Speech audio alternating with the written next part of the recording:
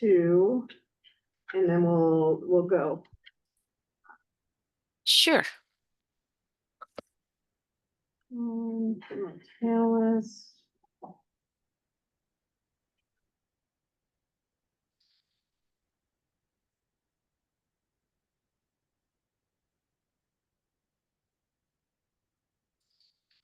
Question to host. All right, so we're ready to make the announcement for interpretation.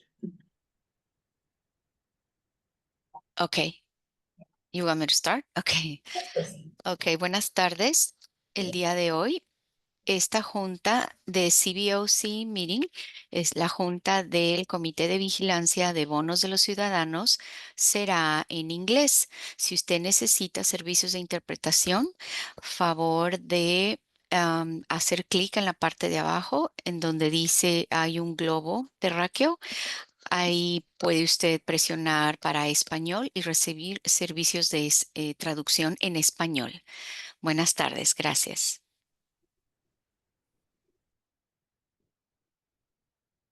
Okay, we ready to go? We are ready. Outstanding. Okay, good evening. It is 6:21. Well, actually it's 6:20 when it started. PM on Monday, June 16th, 2025. My name is Don Gosney, and I welcome everyone to the meeting of the West Contra Costa Unified School District's Bond Oversight Committee. All members of the public are welcome to speak on any issue tonight that is on the agenda. There are speaker forms on the table that must be turned in prior to the agenda item being called. Actually, I'm a little looser than that, but we also offer an opportunity under public forum to speak on any issue under the control of the CBOC that is not on the agenda. Depending on the number of speakers signed up to speak, we request public comments be limited to no more than 3 minutes. Under public comment, with limited exceptions, the CBOC is not allowed to reply to comments or questions.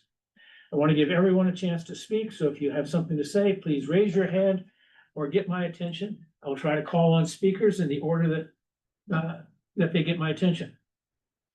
During staff presentations, please get the attention directly from the presenter. I want to remind everyone that we're being recorded and the system isn't as great as we all might like, so when you speak, please speak loudly and clearly so you can be recorded where others can hear and make out what you're saying. If a motion is to be made, the maker of the motion and the seconder needs to state their name first, so there's a clear recording of this. We need to maintain a quorum of 5 members in the room. If we have fewer than 5, for any reason, the way we conduct our meetings changes. You leave early, or even if you have to leave for a bio break, if we fail to have the requisite quorum, the minutes will have to take note. We can continue to have presentations, but no votes. The goal of our meetings is to conclude our business in 2 hours, but if we need to extend, this will only occur with the consent of the body. If we run out of time, some items may need to be deferred to a future meeting. Please stay focused on our real purpose, to oversee the bond funds and the bond projects. Everything else is just icing on the cake. 2 of my responsibilities at this meetings include keeping one of my eyes on the agenda, all the while keeping the other eye on the clock to do my best to get as much of our work completed and still get us out of here in 2 hours. As of January 1, legislation went into effect with regards to remote participation at Brown Act meetings. Last month, I shared a reprint from School and College Legal Service of California explaining how this might affect us. Ms. Payne has also provided similar information, but there appears to be contradictions. I will submit a series of specific questions that she can provide to the district's legal team, where I've asked for a written response from someone who has actually passed the bar. My apologies for not getting this resolved earlier. My fault. In the meantime, I will be liberal in my handling of remote participation. Better to be inclusive rather than exclusive. Okay. We will start with because our secretary was termed out, I'm serving as interim secretary until we can elect a new one. We'll take a look at, make sure we've got as many people as new members of CBOC as we've got by our next meeting in July.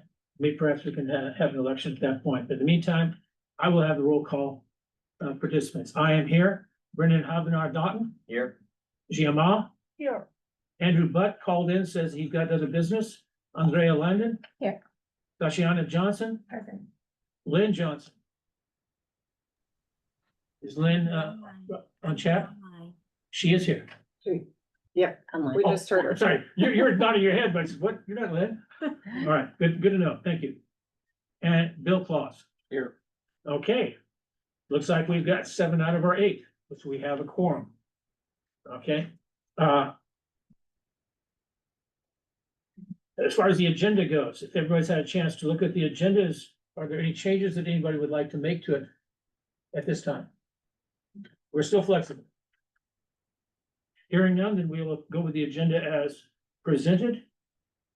Bear with me, I gotta write and talk at the same time. Not a good idea. Agenda item E, public comments for items not on the agenda. Do we have anybody signed up to speak? I see no hands at this time. Okay. It's important that we be mentally prepared for our meetings. Okay, if you have a day job, maybe you get all stressed out during the job or the day. We got a lot of business to take care of here, so we've invited Andrea Linden, CBOC member, to give us a musical interlude for 5 to 7 minutes to calm us all down and get us in the mood for the business we've got. So I'm gonna turn things over to her Okay, and welcome you. cool. Yeah, thanks for having me. I told Don I would only play for y'all if you put it on the agenda, so we put it on the agenda. I'm gonna play 2 songs that I thought you all might enjoy. The first is called Song of the Birds. It's a Catalan folk song. And it's also kind of known as a prayer or a song for peace. So I'm gonna start with that.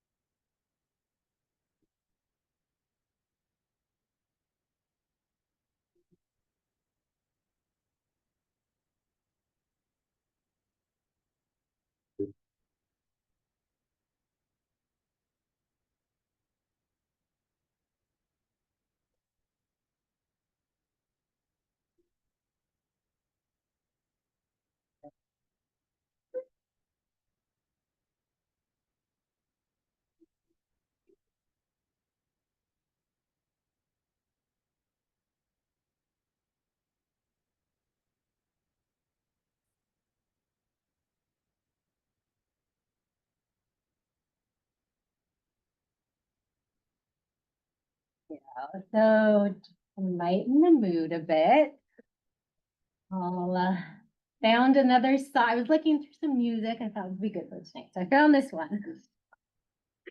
Did not have time to memorize it, but okay.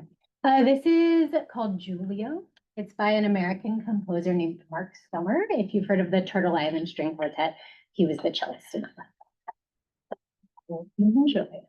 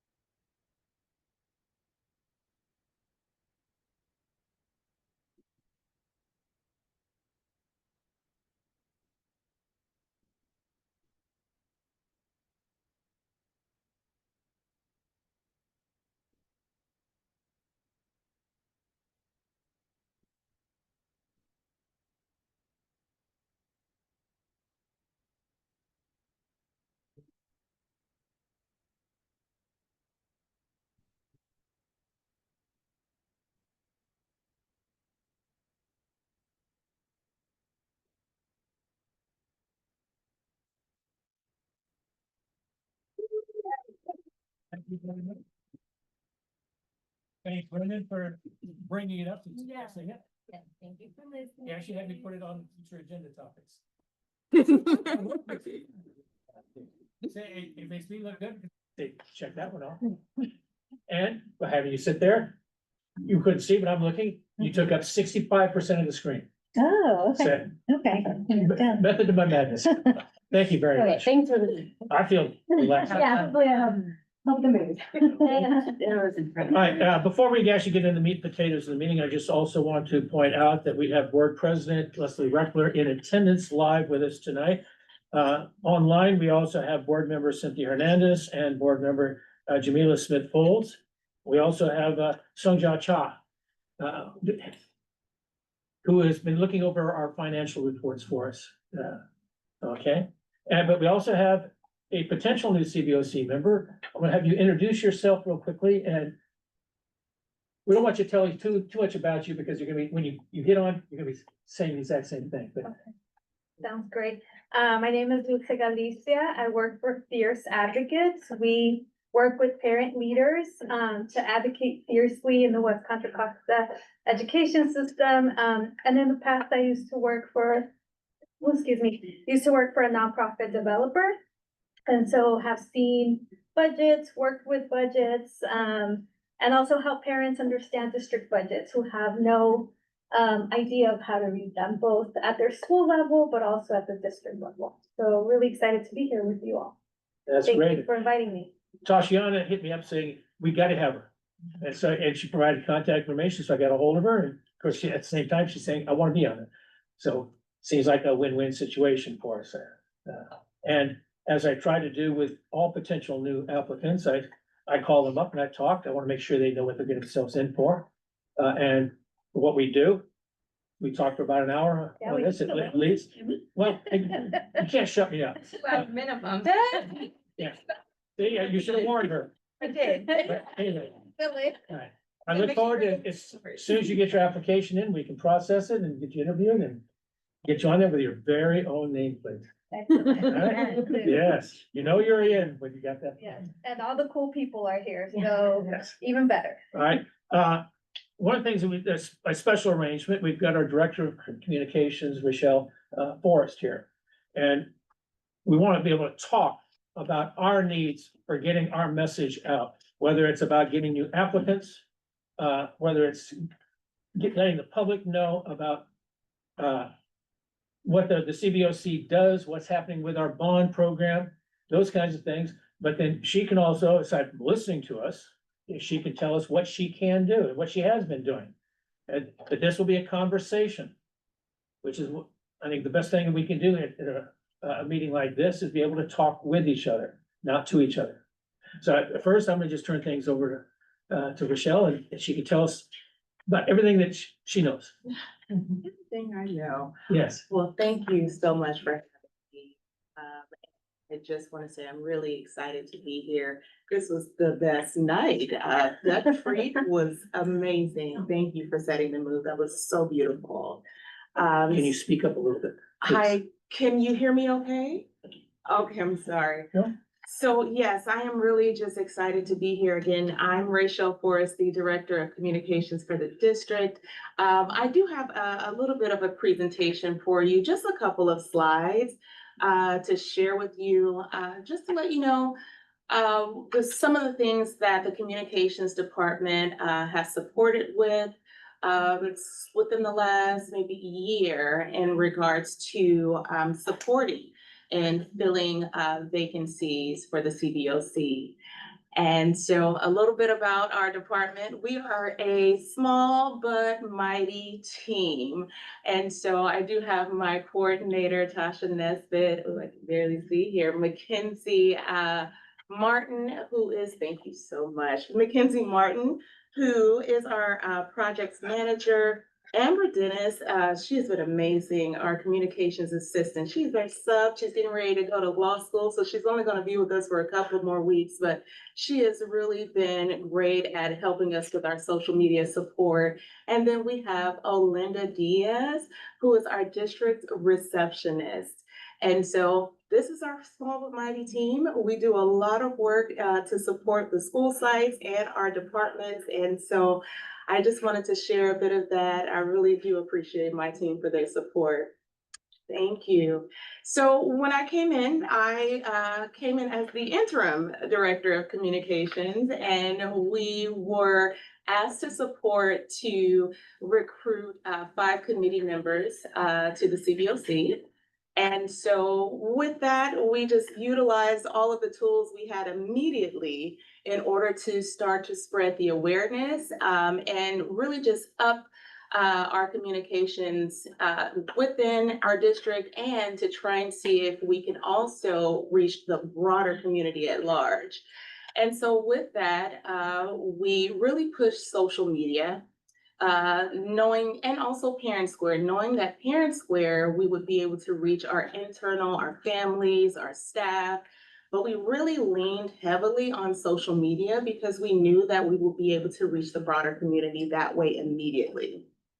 And so we created the flyers to support, and then also we created the engagement, a CBOC engagement toolkit. We sent that to our principals because we knew that word of mouth was a big deal in order to, and it still is, number one, as far as being able to reach the masses and really get the word out there. So we created a media kit. We sent that through to our administrators, our principals, and then we also use that media kit to send or to notify our business leaders in the community, and also Rotary clubs and things like that. And then we used our normal comms website, making sure, again, social, district newsletters, and also we utilized the superintendent's report. With that, it was kind of like the tail end of the 23-24 school year. We were, well, as you can see, we were able to support in filling one vacancy. And so we knew that this would be an ongoing campaign that we would support CBOC with. And so we continued into the 24-25 school year. And if you go to the next slide, we were making progress. It was kind of a push and pull, trying to see what works.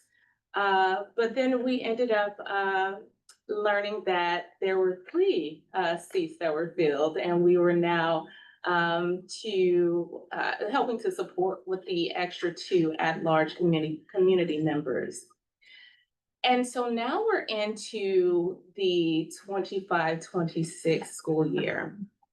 And after reviewing some of the things, of course, that I've shared that we've supported with in regards to spreading that awareness, we're looking into really connecting with the community partners. And we noticed that just at large for the district, we really need to work to strengthen our partnerships with the community. And so I will share that our communications department, we're really looking and assessing that. And we're working through a communications plan this summer to really connect with our community partners for the next school year. We really would like to support you with your 3 vacancies, 3 seats that are here, hopefully 2, right, Mr. Gosney. And so we hope that we'll be able to use some of these strategies that we're looking into over the summer and definitely implement them for the new year. There is 2 things that I do want to lift up. There are 2 things I want to lift up for the new school year. You see it in bold. Websites. Over the summer, the district is moving to new website templates. I do want to say that we had a Blackboard, I should say. We had Blackboard for a very, very long time. And about a little over a year ago, we learned that Blackboard would be acquired by Final Site, a new company. We were not looking forward to moving to new website templates. I will be completely honest with you. But because Final Site has taken on Blackboard, we got word that we have to move over to the new templates. We are working on a communications plan. We're actually within our communications plan right now, trying to move everything over to the new template. It is a process. Website design, it's not easy. It's not a flip of a switch, especially moving on to a new company. But what that means is that the CBOC committee, your website that is also housed on the Blackboard website or template is also moving forward and moving on to the new final site template. So it is a process, but we are excited to move to those new designs. And there is a timeline coming up. We hope to launch all of our websites before the start of the new school year. That is not an easy feat. Again, I will be honest about that. There is a process. But our goal is to have all of our websites up and ready, all of the content moved over to the new templates by the start of the new school year. The second thing that I wanted to lift up about our networks and our tools that we have available, the district now has a Nextdoor account. We are now on Nextdoor. We are hoping that that helps us to be, I know, right? No, we are hoping that, looking and observing other businesses and how they're engaging with neighbors in various communities, that the district will also have the opportunity to do that and to not only, again, reach our families and our staff, but now we're reaching our neighbors, our neighborhoods. So we are still working through it. We have a new account. And so this is something that we are looking forward to bringing to the community this year or the next school year. So I do on the next slide, I think that's our last slide. Yes, it is. It is our last slide. So I do have links here to our social media networks that we have. Of course, we have this link to the CBOC website.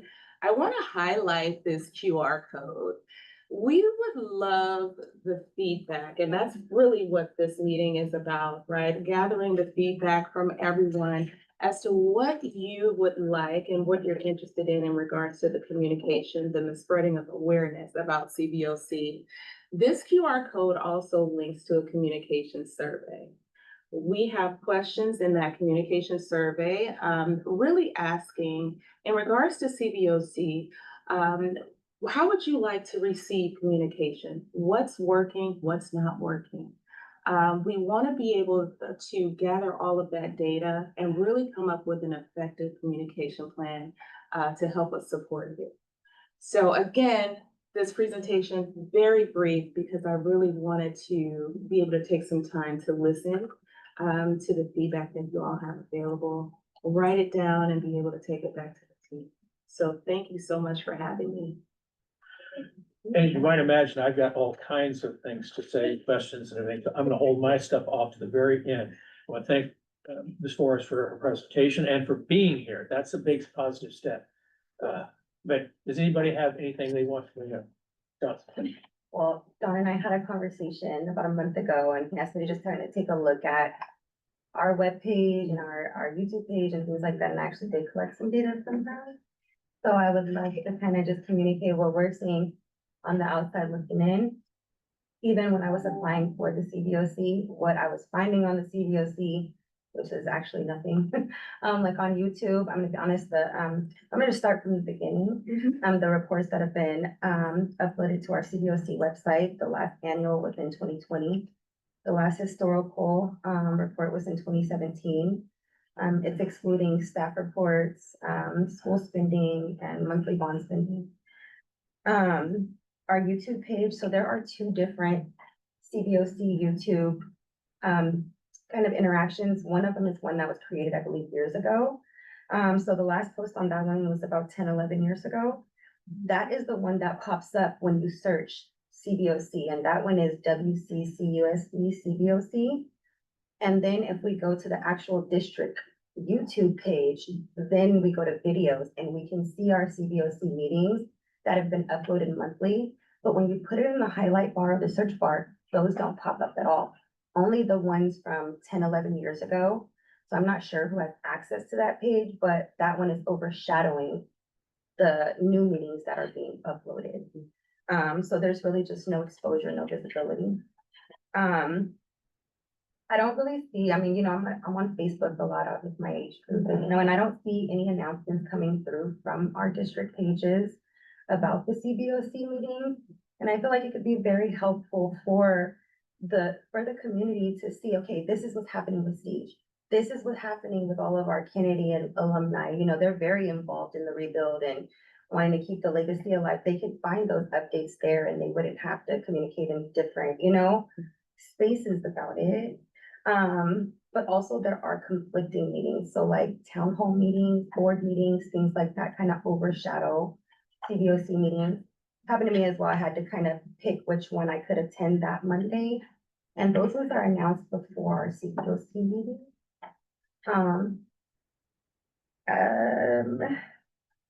And in the meantime, while you guys are rebuilding the website, things like that, all of those things take time. Social media is so big. And I understand that Parent Square is something that you guys use. But as a parent with 2 kids in our school district, all of the schools don't just use Parent Square. They use Constella, they use Seesaw, they use Class Dojo. And by the time you get through all of those and your emails, you're not making it to Parent Squares. So if there was a way that we could just have universally one app that we can communicate with our teachers, communicate with, our therapist, things like that for our kids, and it's all in one place. And then we would see all of those announcements come through to the bulletin. I went to Vista and they had a bulletin up in front when you first come in and you see all of their announcements. And I saw a committee that they were trying to get people, recruit people for. That was the first thing I noticed. And they actually had the little things you rip off and you email.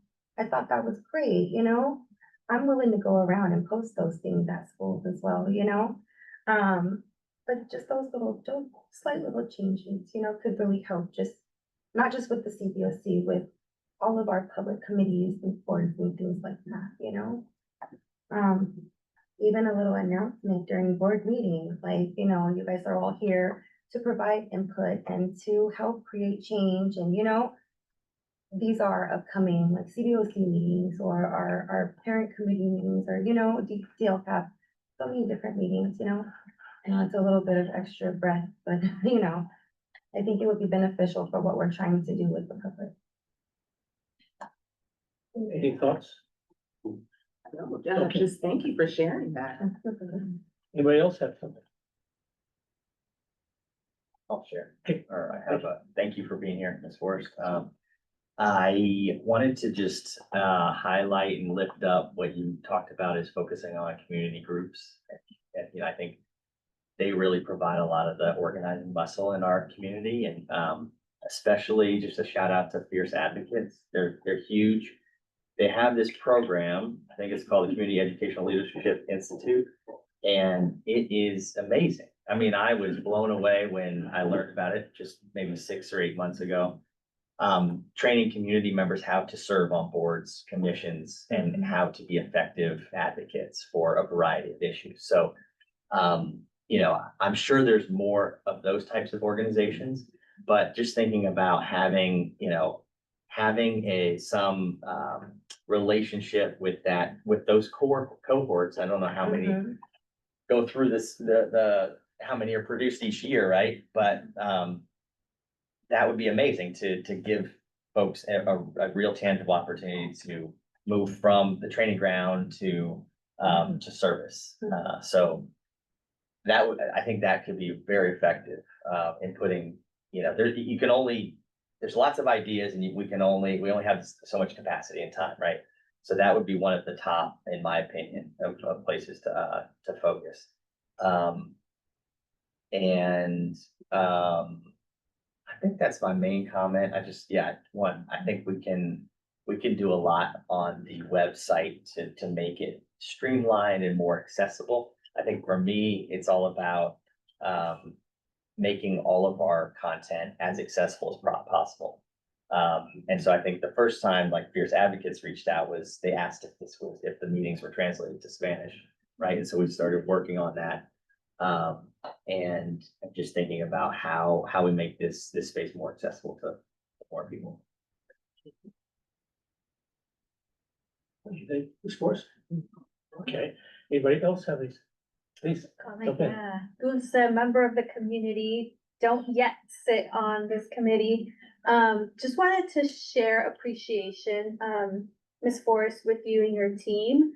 I know that, doing social media and everything that entails communications is not easy, in a district that has 54 schools. And also it is a multilingual district. So I want you to know that I understand that. And also, I appreciate, that this committee is looking at communications. And as you might know, many other committees lack meeting agendas, lack links to meeting agendas, have been updated since 2019, pre-pandemic time. And so it makes it really hard for residents, parents, invested community members, business partners, to be on committees. And so a couple of weeks ago, when I wrote to you and your department and the school board saying, can we please follow the Brown Act? The reason is to ensure that more committee members or more future committee members get involved in places like these, because they are really the places where community members can voice all of their concerns.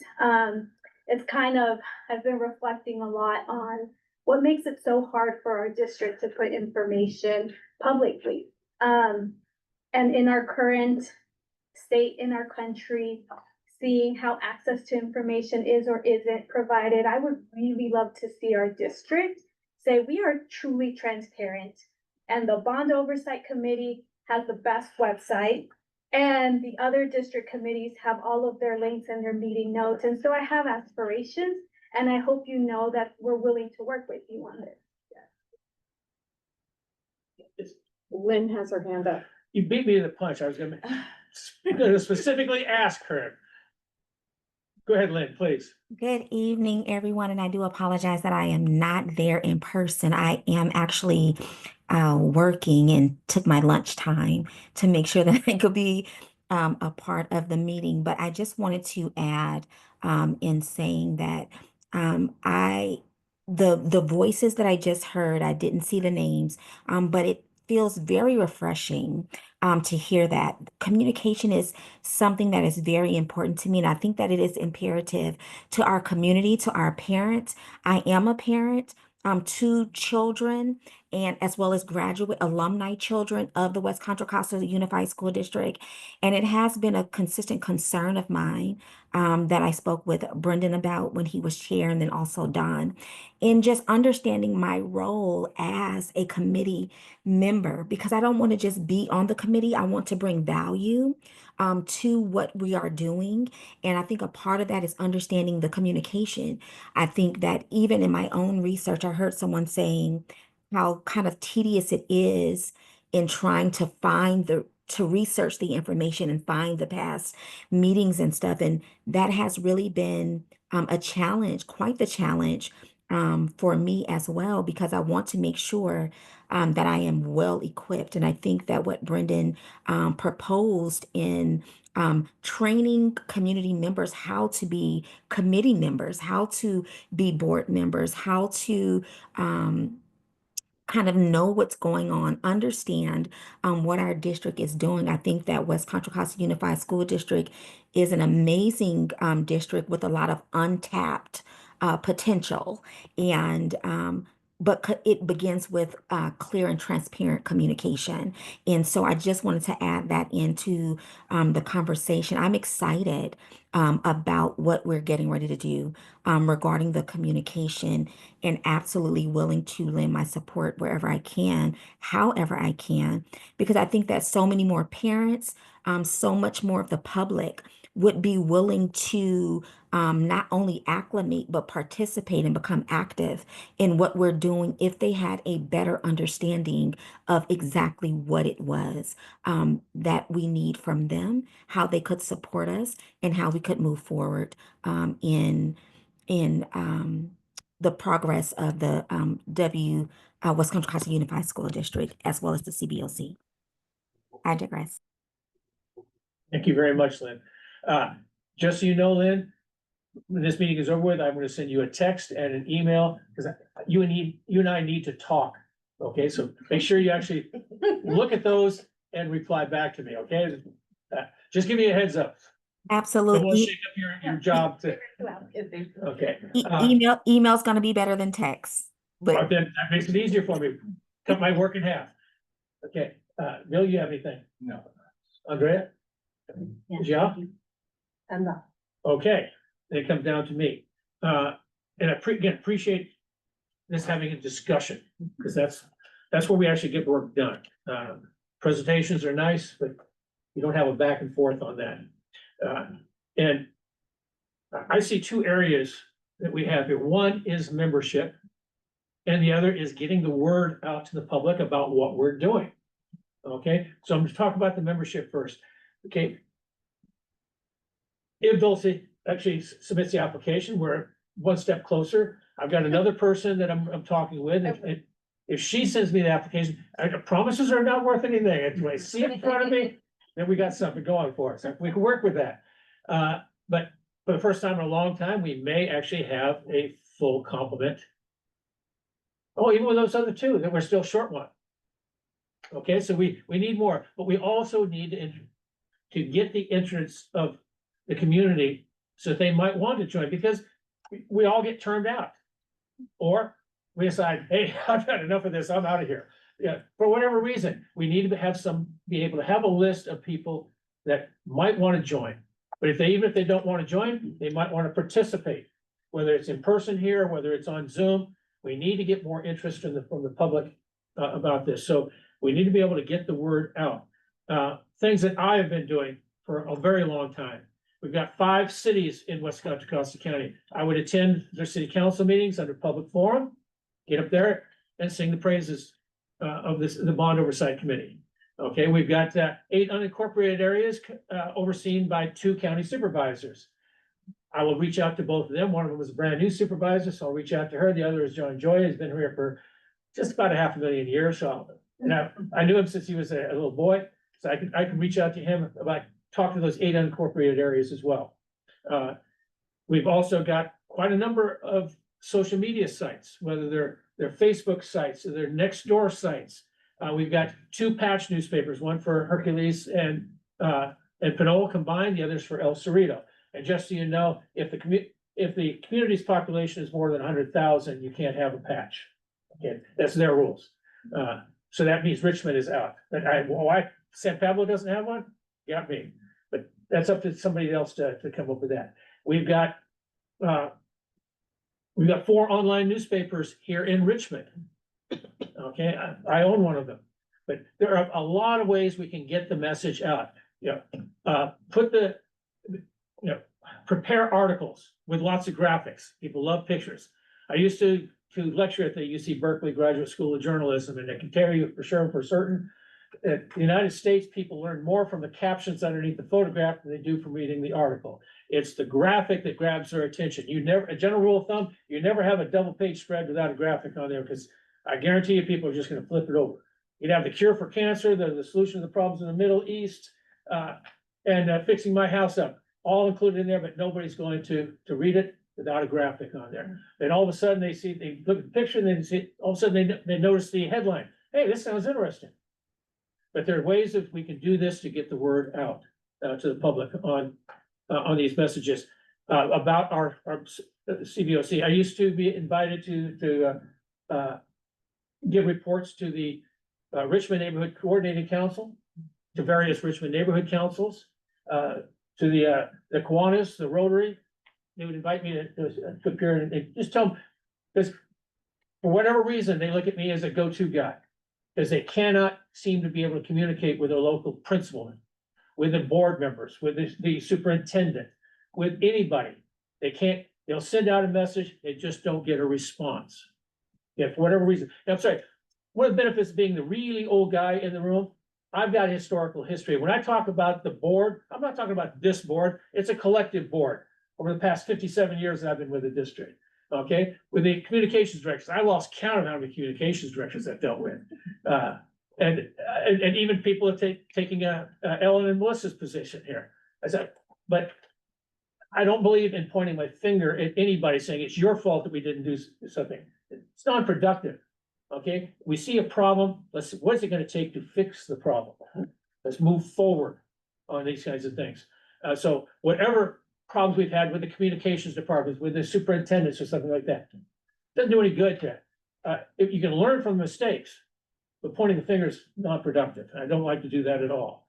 I hope that nobody is pointing the finger at me and saying, you did this, right? But when it comes to the message about our bond program, we used to have a newspaper that was mailed out to every household in the district called The Reporter. It was great. This is when we had dozens of projects going all the time. So it was really handy for the public to get the word out that way. But like a lot of things, ran into money issues, as in no money. And so it had to stop. And when we start talking about money with the school district, I don't look at dollars. I look at teachers. Okay, you want to put that reporter back in? That'd be great. Okay, line up all the teachers. I want to put my hand on the teachers that we've got to lay off to come up with that money, because that's what it comes down to. Can't do anything in this district without money, and most of the money is going to come from the employees. And we don't want to see us lay off any more people like that.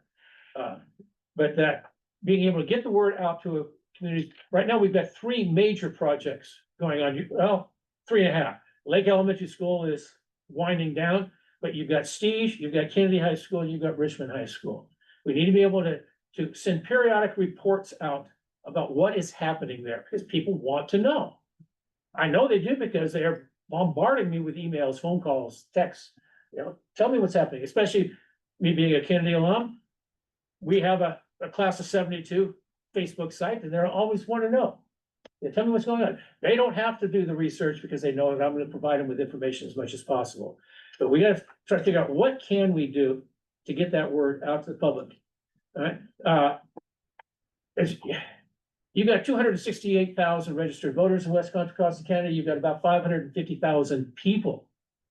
That's a lot of people to try to get the word out to.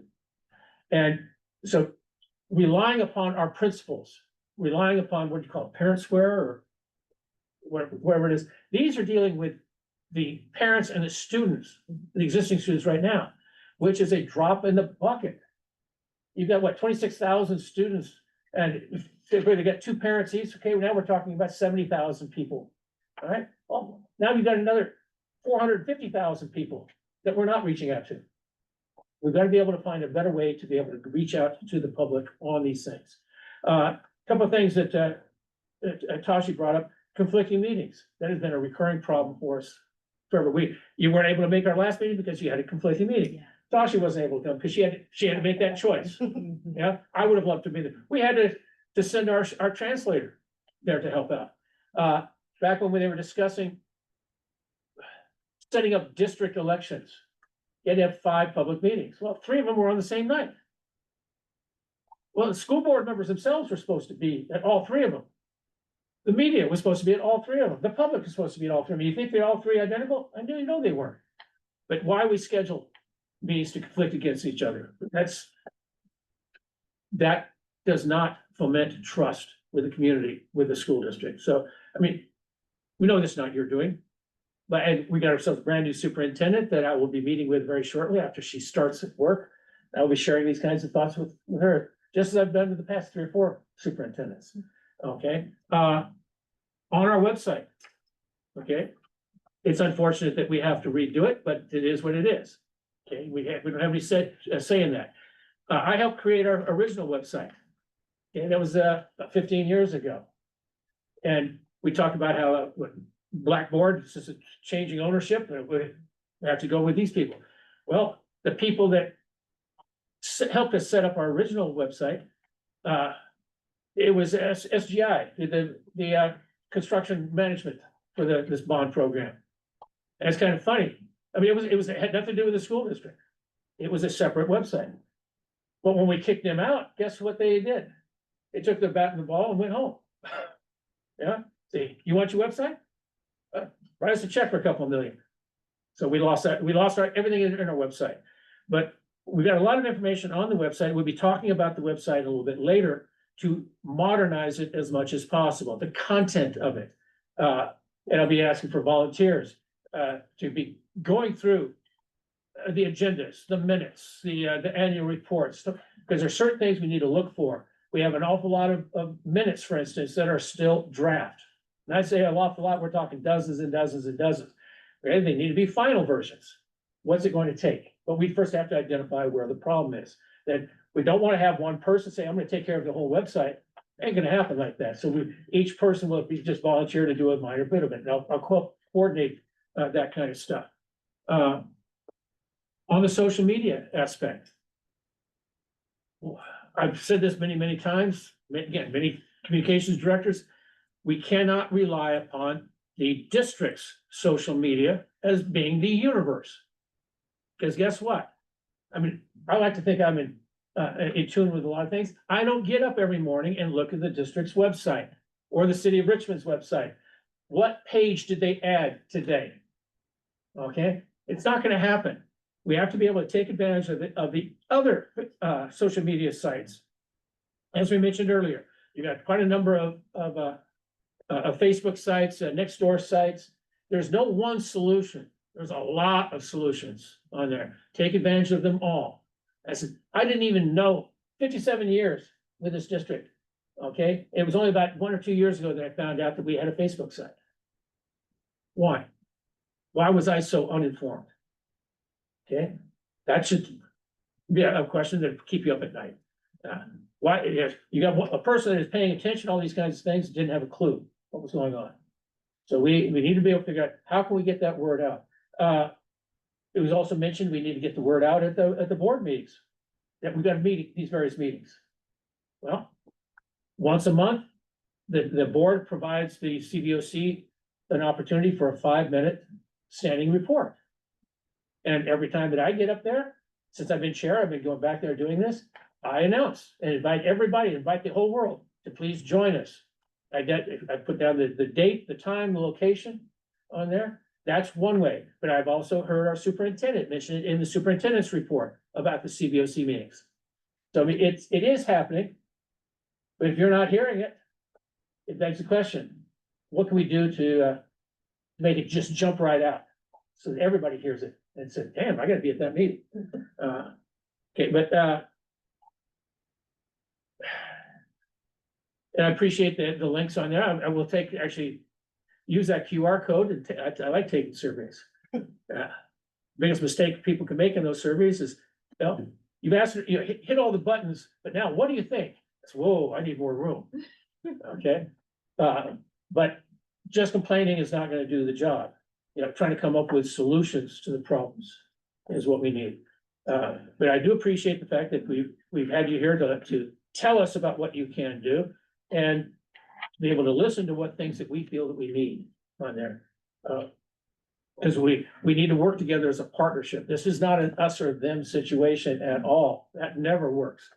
Because somebody's gonna come out losing in that.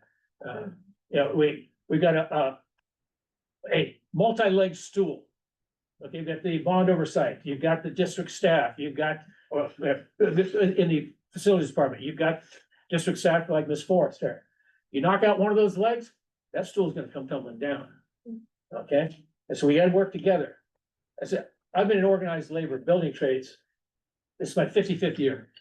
Okay, we have a nice little letter, just showed up a couple of days ago. And when we would sit down for negotiations on our contract, we went in there with the understanding. Okay, we've got my union, we've got the contractors associations, and we got the clients. That 3-legged stool again. It was a symbiotic relationship. You remove one of those legs, the other two will just fall apart. We cannot survive without us all working together.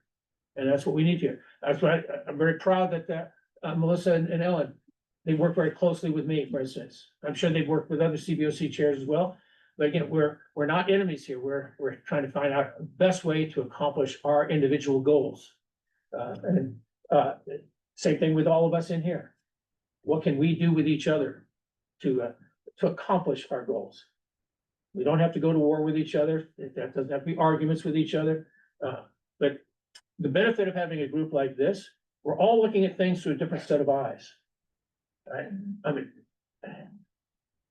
for 13 years, I was the chair of the Point Maloney Restoration Advisory Board, advising the Navy on the environmental restoration of their naval fuel depot.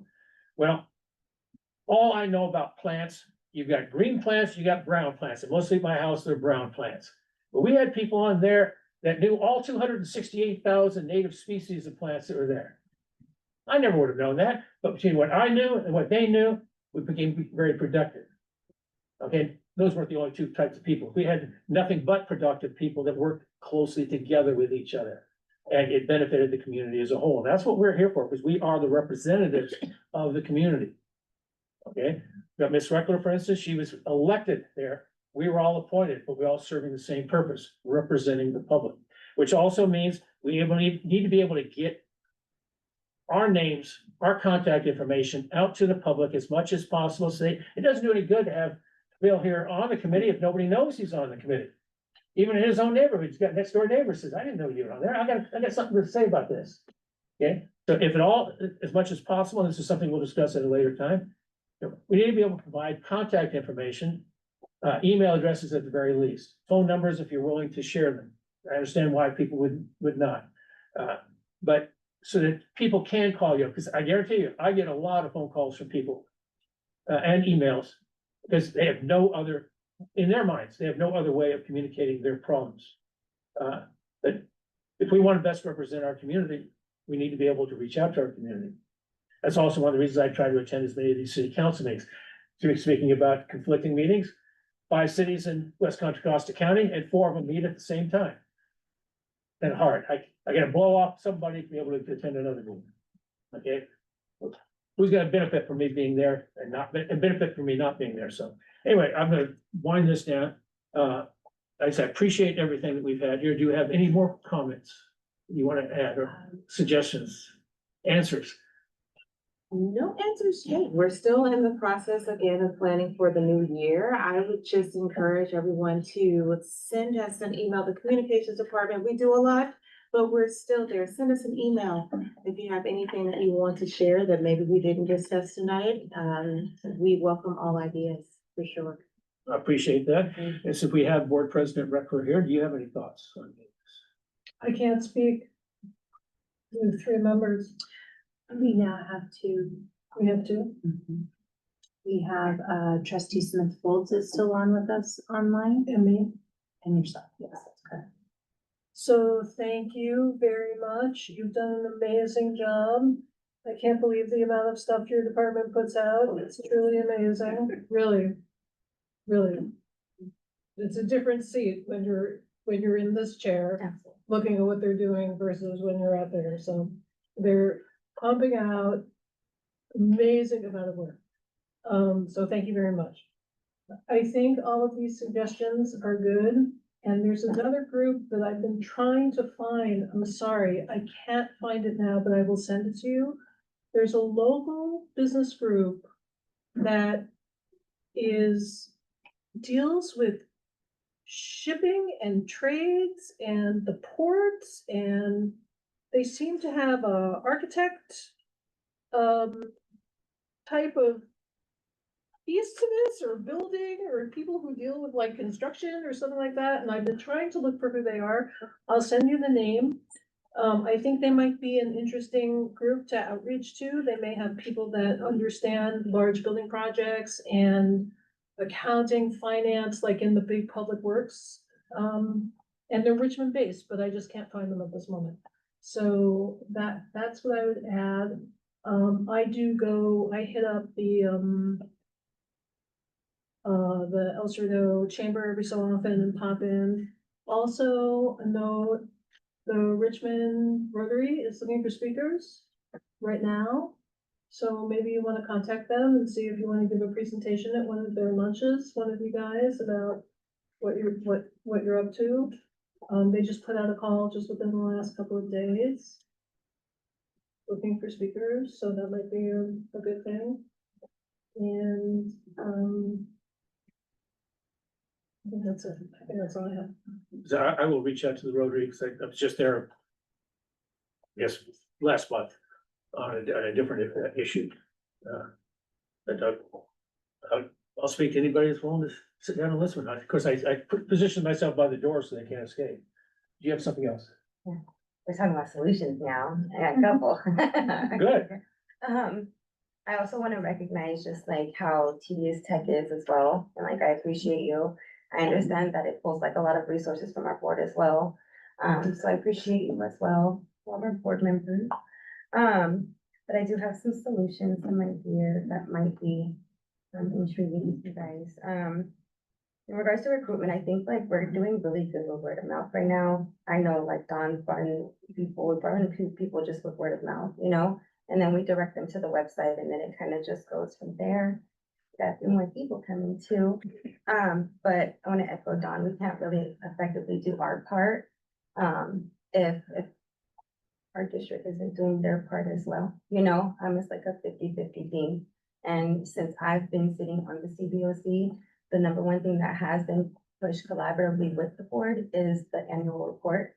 But there are so many missing pieces, little pieces that would make that just so much easier that aren't getting them the minutes, the updates to the page, the summary, the reports. So all of those things are so important because for someone new coming in, I could take those reports and I can put them into a spreadsheet. I could put them into an AI. I can do something like that. But without them, I have to do all the research from scratch and all of those things take so much time, you know?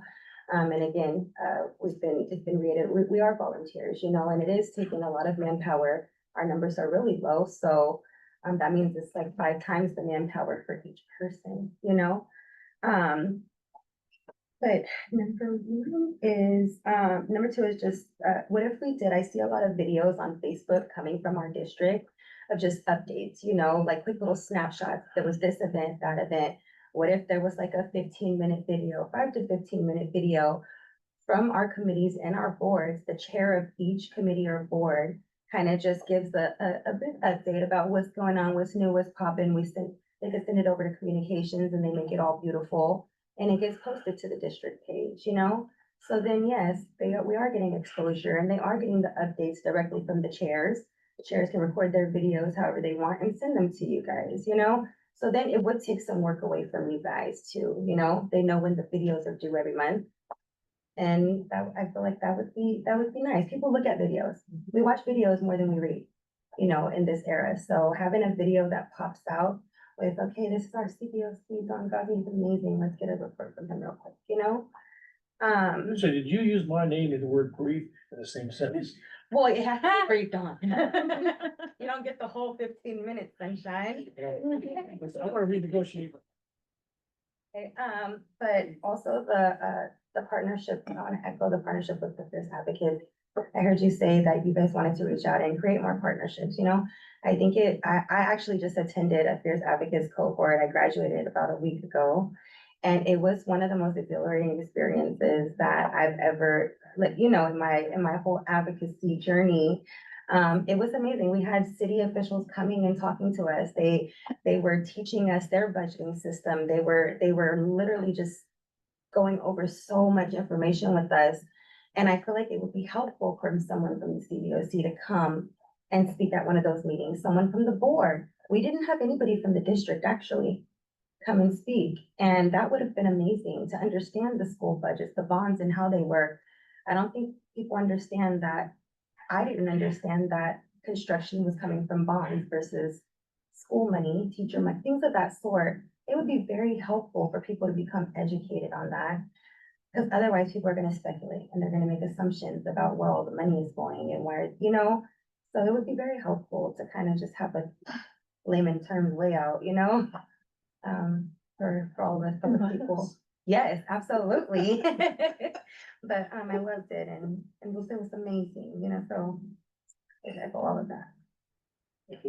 So one quick, before I forget, is there any way we can integrate student interns into helping to prepare some of the information to put out on social media or stuff like that? Because especially, don't even offer it to seniors. You offer it to people below 4 seniors so they can put it down on their college application. And get the community service credit for it.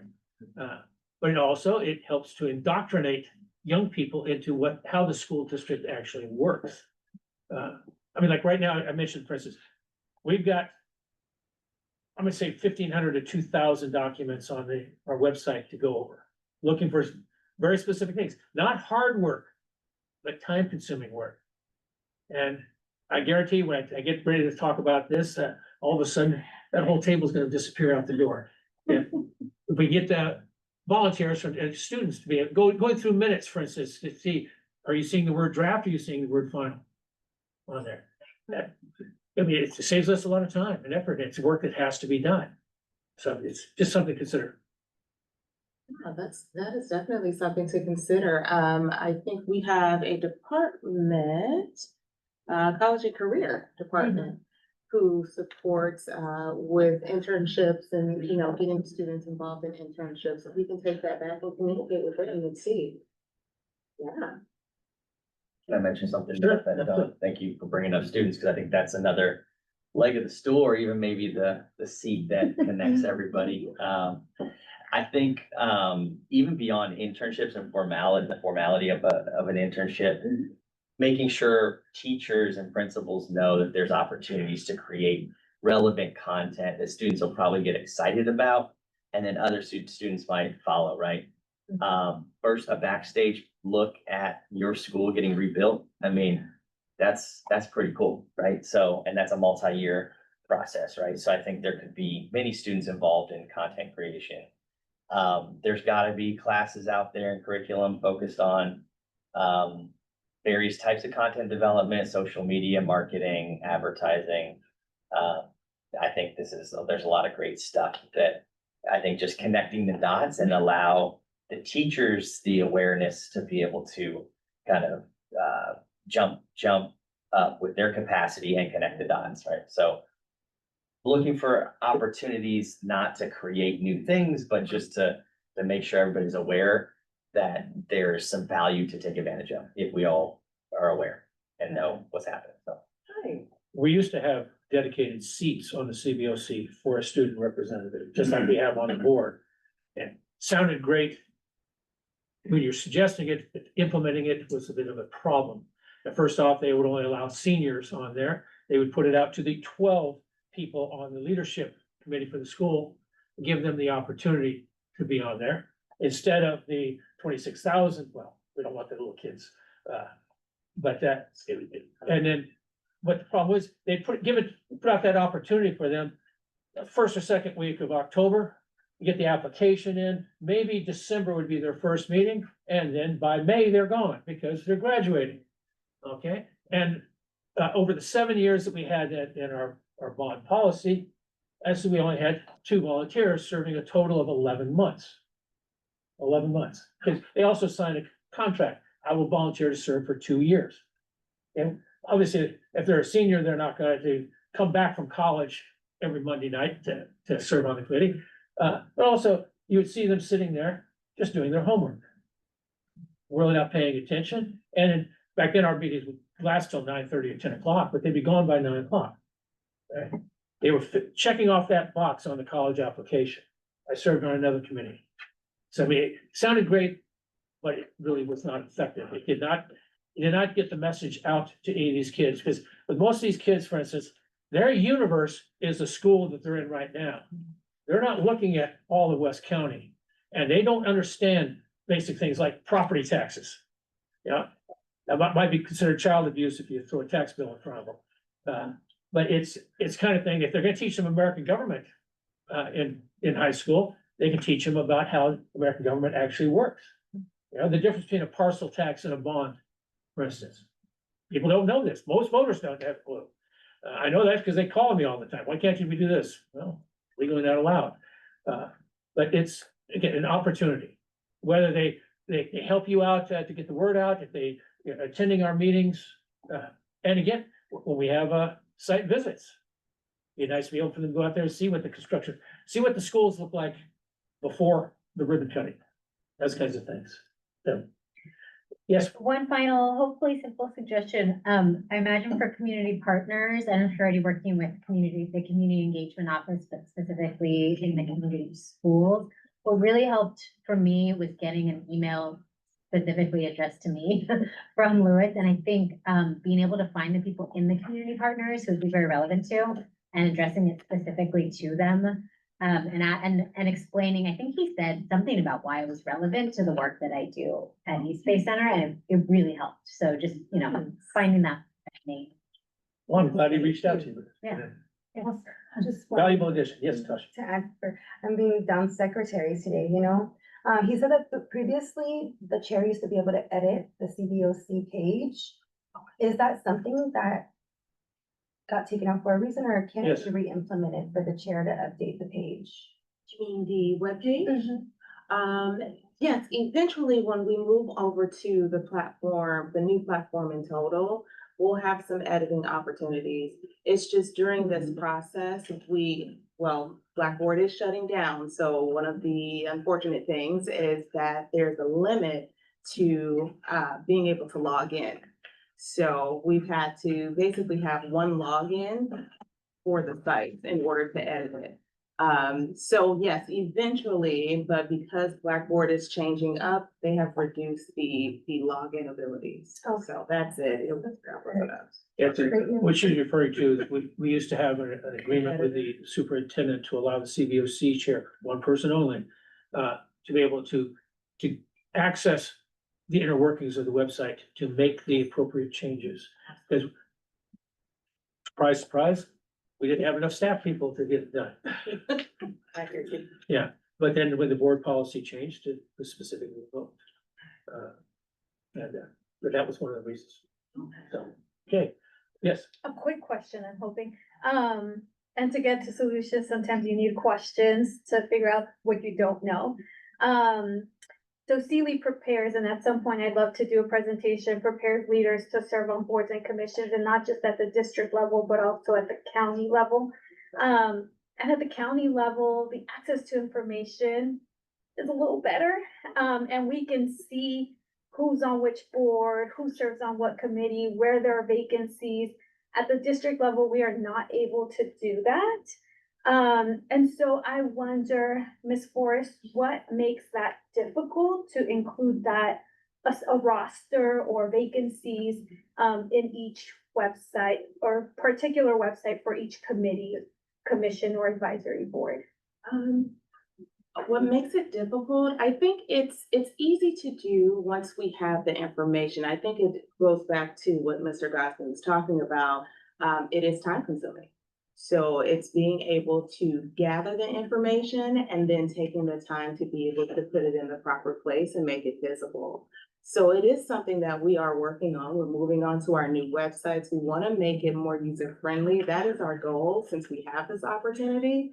But with that, I'm glad that you lifted that up, because one of the things, the feedback that we've gotten from the community is making information more visible, contactability, making sure that it is user-friendly. We know who to go to on the website, and also making sure that we know what's going on. Events, we need events to be more prominent on the website. That's what we're moving forward into. So I would say it's not hard to do. It's just a work in progress, and we need the time to be able to put it on the website. Mentioning the district's website, one of the problems we've had forever and a day, it seems like. I can be looking at a page from the website and use the search feature, and it says that page I'm looking at does not exist. Yeah. Makes it kind of hard to find things on the website, because if you have no idea where to go to look, you're kind of lost. And after a while, you give up, because there's a lot of other good things we can do online aside from hit our heads against the wall. Absolutely. Thank you for that feedback as well. We're also looking at we're actually cleaning up a lot of the old content on the website as we're moving forward to the new phase. So it's a lot of work, yes, but we are working on that search feature for sure, gathering even data just to determine what our community is looking for when they actually log on to the website, all of our websites. So we'll make sure that information is more prominent. And when they use the search feature, that the most up-to-date information is at the top, and we're going to work to get rid of that old content that we don't need on the website. The website is 20 years old. So we have a lot of work to do. It is a work in progress, even into the new school year, but we do stress if you see any content that is outdated, if you see any broken links or anything like that, email us. We have a new communications coordinator who is working through that website to try and make sure that it's updated as much as possible. It makes you feel any better. Whoever set up the district's website, I think they went to school with the people that set up the city of Richmond's website. Equally bad. So anyway, we've spent a long time on this. I appreciate everything that, all the input and the feedback. You're welcome to stick around for the rest of the meeting. Or I can blink and you can be gone. Your choice in there. But we have in the what? Sorry. Can I add the increased vacancy awareness and the purpose of the committee to family and staff? And right now we have a Facebook and the Facebook and the neighborhood. And how about we add a parent square? For the CBOC? Or for the new member. Okay, now, me not being a parent, I'm not as familiar with Parent Square as some of the rest of you. So it's an educational opportunity for me, but it's something to look into. See what we can do. Appreciate the input. Yes, thank you. It's let me tell you, no, it is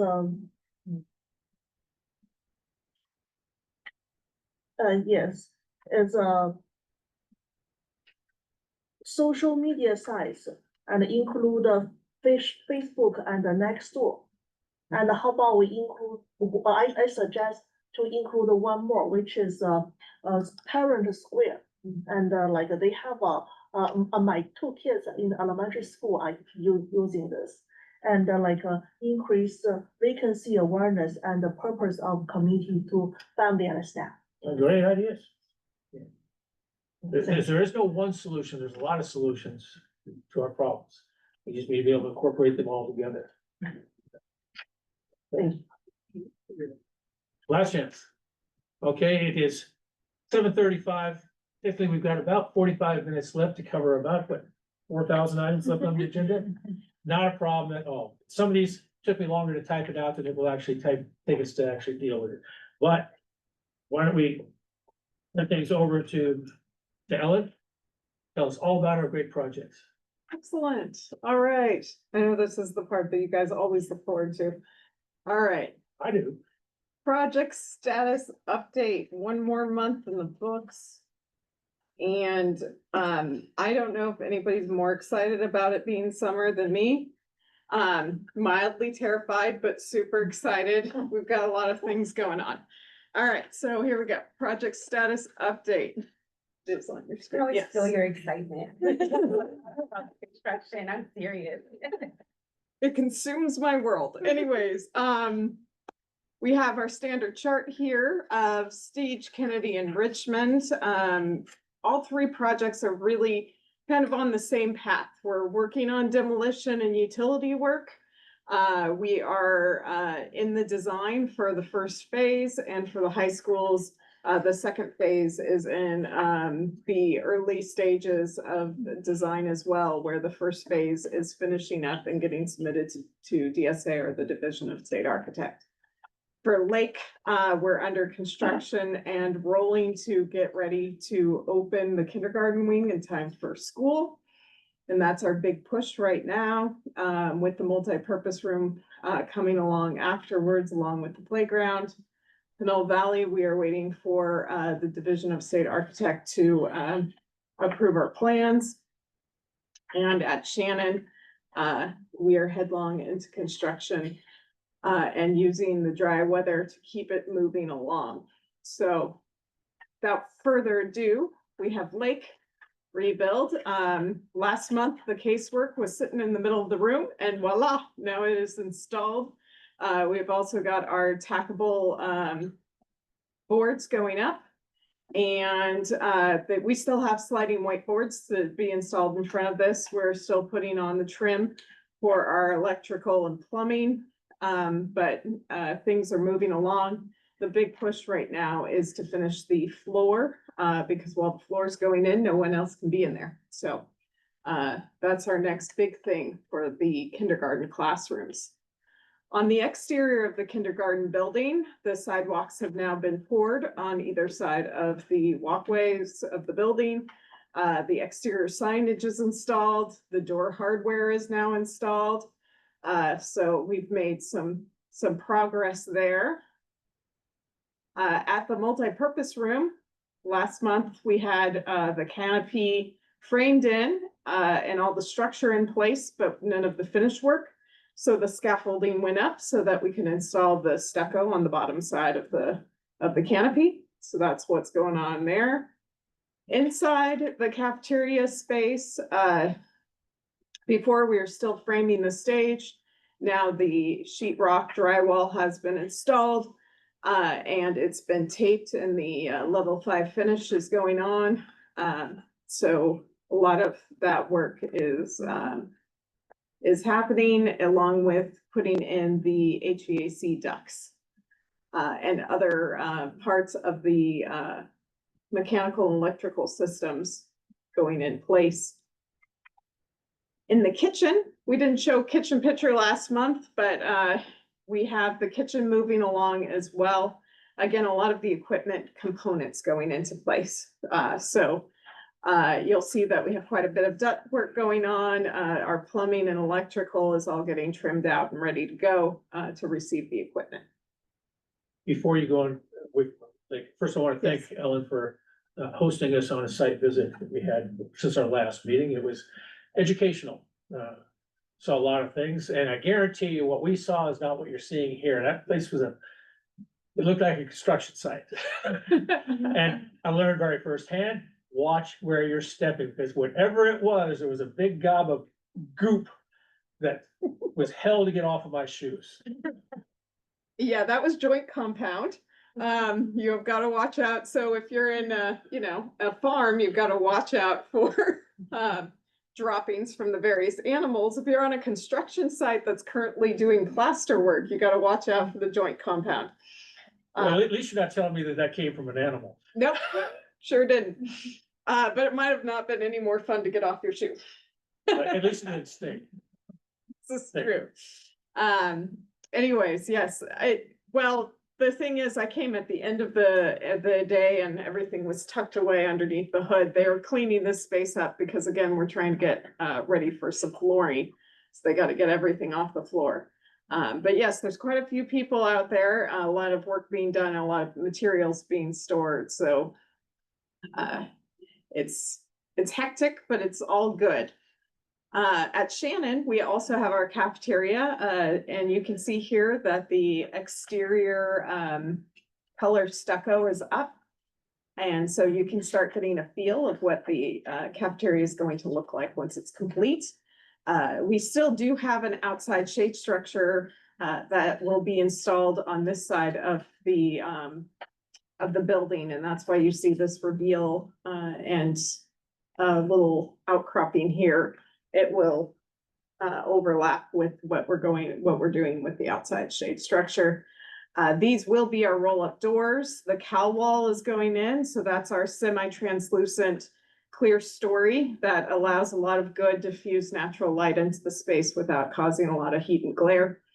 And so we're looking forward to, we only had one section left when I took the picture. It's done now. As we move to the inside, you can see what that material looks like from the inside. And you can see that we have the doors and windows installed. Previously, we just had the insulation and scrim on the ceiling. Now the drywall is installed on top. We still have the Tectum panels that will be installed after this. So there's one more layer finish that's still due for the ceiling, but they're getting there. We went to the board. I brought a bunch of boards to the board, which was fun. They were along the back and along the side. Unfortunately, there was no presentation. However, that's just because they knew how excited I was to talk to them, and they were like, you know what, she's not gonna have enough time, so we're gonna save this for another night. So we believe that July is gonna be the day. So July 16th, I'm hoping to do the presentation, but we showed up, we were there. I saw it firsthand. It was fun. I got a few people interested in talking to stuff about the boards. So you'll see throughout the presentation some of those boards as well. So at the Stige campus rebuild, we did do a community meeting during this last month, which was great. We were able to talk about the demolition process, which was of big interest to the community members. It was at Booker T. We also asked about themes and color schemes and playground elements. So it was a fun activity. We took those questions also to the parents as well as to the staff at the school. So we've had a variety of input meetings. We've also been talking to the city of Richmond. We're very excited that they have tentatively agreed to our traffic layout, which is great because we were moving our inlets into the campus. So that was a big milestone to make sure that we were in alignment with the city of Richmond for where those should be located. Can you just provide a little bit more detail with that? So was there a decision about the whole pickup drop off, or like what's the final, what is it gonna look like? Right, so let me scroll back a moment Yeah. to the previous slide. So we are still going down the road of the fourth option, which was developed as we went along. We started with two and continue to create more options every time we heard more input. So by the time we got to the fourth one, we were in good shape. So Cypress is at the bottom of your page, Potrero is at the top of your page. And so this layout provides a way for an on-site drop-off to occur at the bottom off of Cypress. The main student entry will be between the admin and the TK during the school or drop-off and pickup times. During school, there'll be a controlled entrance to the admin location. This also allows for a little visitor parking lot. We do have a fence gate that will be able to control access to the staff parking lot. Staff parking lot would also have an entry off of Potrero. Service entry for our trash and kitchen deliveries would occur off of Potrero and be able to access the service area, which is located adjacent to the adjacent to the kitchen. And that also provides access to the on-site fire access lane, which is required by code. That cover it? Yeah. Okay.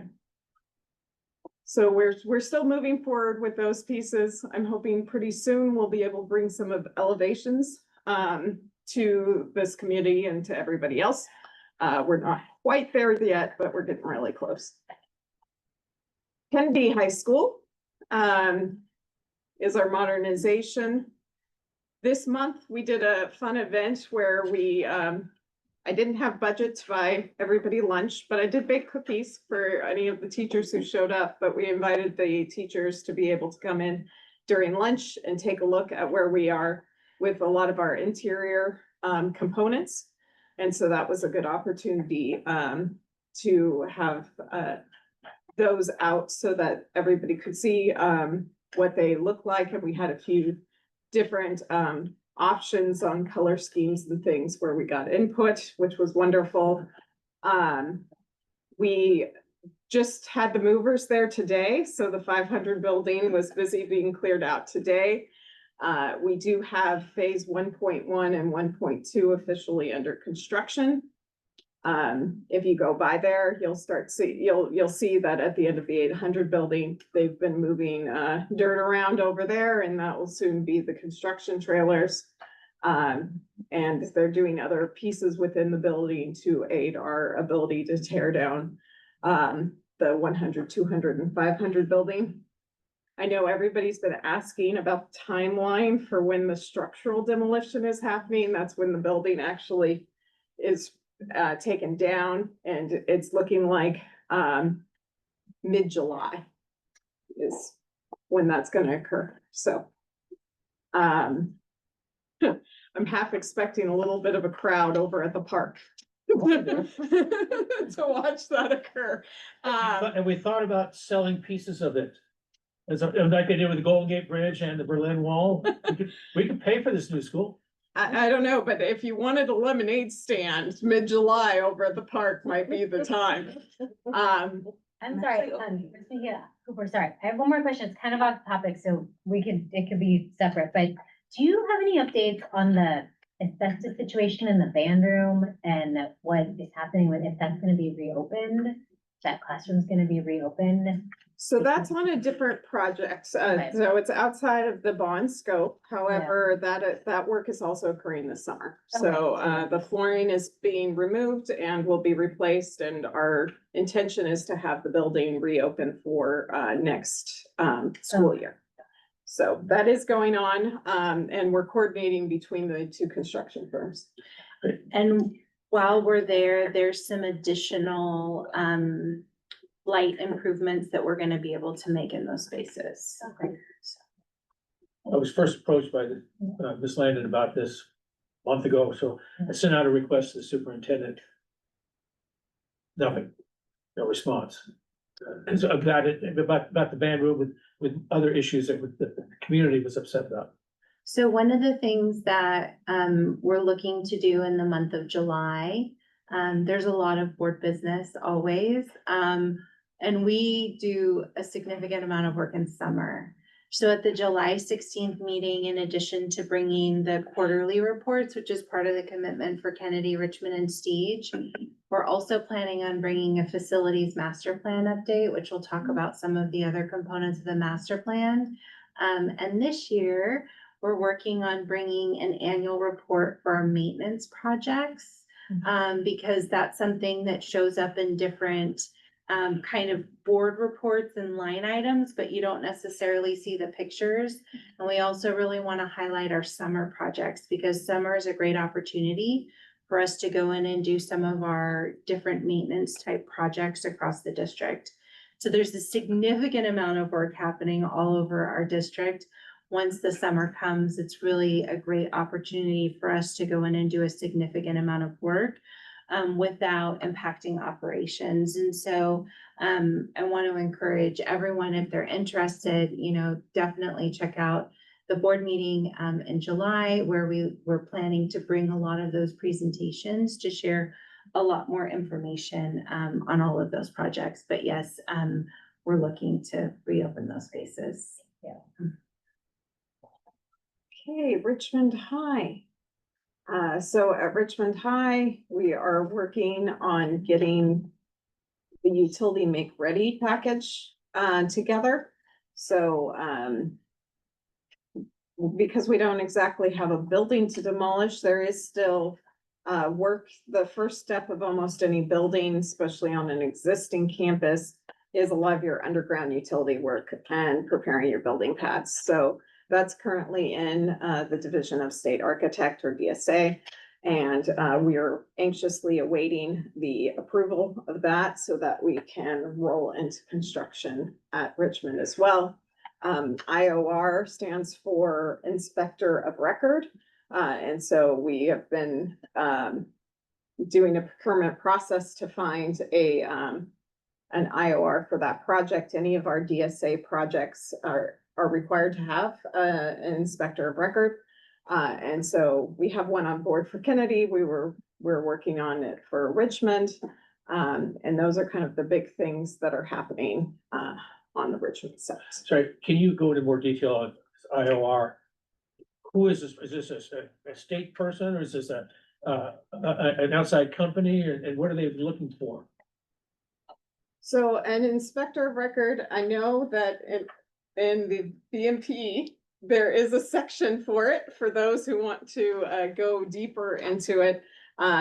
They are licensed by the state. They are private firms that work that are directly hired by the district.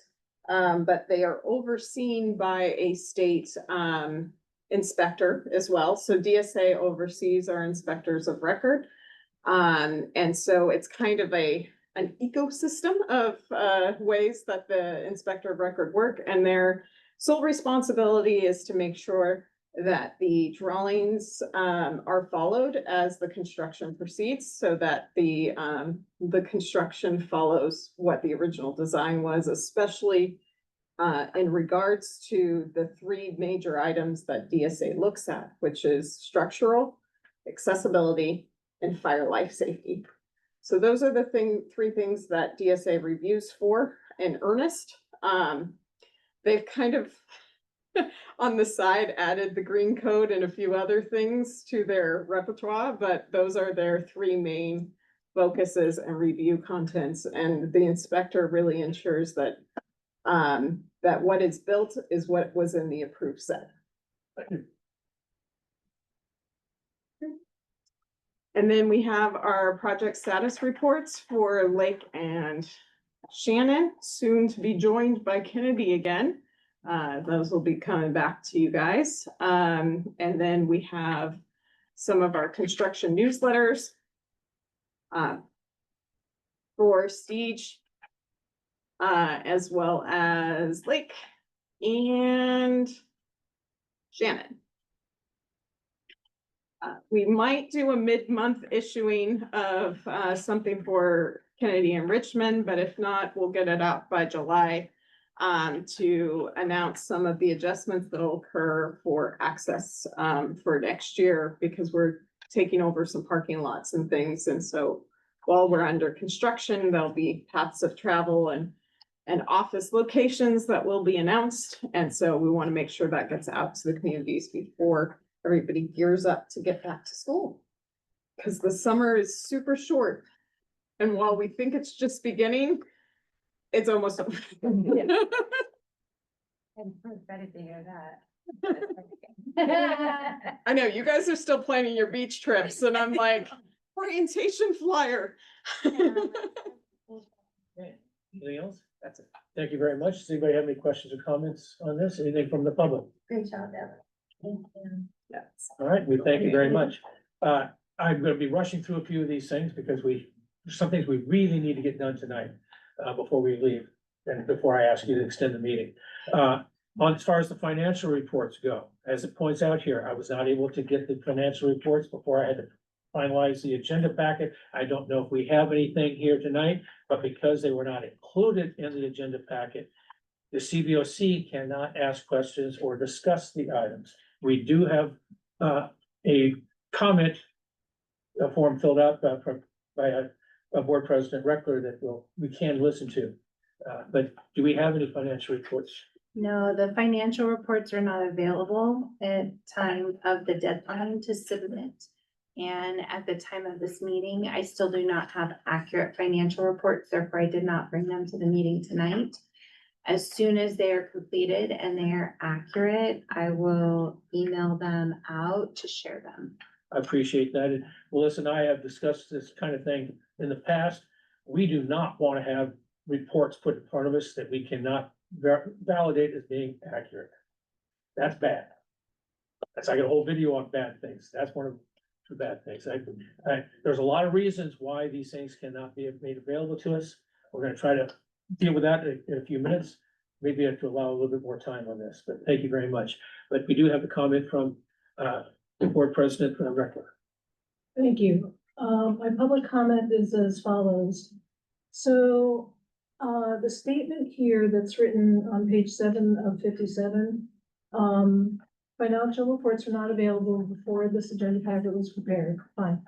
If reports are available for presentation at the meeting, the CBOC will be allowed to hear the reports, but because of Brown Act restrictions, no comments or discussions can be entertained. To the best of my knowledge, that's inaccurate. What part? Please. You do not have to include reports in your packet in order to discuss or hear them. You don't. You have to agendize your item, but any other attachments There are some rules and laws about attachments, but because they're not included in your report, doesn't mean that you can't discuss them or take action on them. And so, for all of you, Lozano Smith is our legal counsel. Their 2025 Brown Act handbook is on their website. If you type in Lozano Smith Brown Act 2025, you'll come up with the latest and greatest. It changes a little bit every year, or has changed a little bit every year. And on page 19 and on page 20, you can read about documents distributed in connection with an open session meeting. They're public records. And really what this is telling you is that all board members should get, or all body members should get the reports at the same time. And they really advise that if the body gets them, then the public should get them too. And it's got this whole thing about posting to the website and all this other stuff.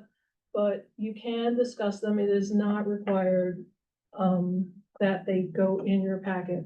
You as a body can decide to do that in your bylaws or vote to do that, you know, that you didn't have enough time to review them. And as a board, we really try to do that too. But I just wanted to point out that to the best of my knowledge, that's not in the Brown Act. Thank you. So that's all I wanted to say. Well, appreciate that. That's good information. Many years ago, Lozano Smith had a presentation at a board meeting retreat, okay, to discuss this exact same thing. And they put printed copies of that much nicer looking book this time around, put them out on the table. Well, I wanted to share this with the CBOC. And they told me, no, that is private information, it's copyrighted. You cannot share it with the public. I said, well, you understand, I'm sure it's included in that Brown Act handbook. As soon as you put it out on the table at a public meeting, it is now public in the public domain. They had to go back there and they actually had a meeting with the senior staff members of the law firm to decide, well, I guess this guy's right. So we did share it. We included it in our agenda packet at the time.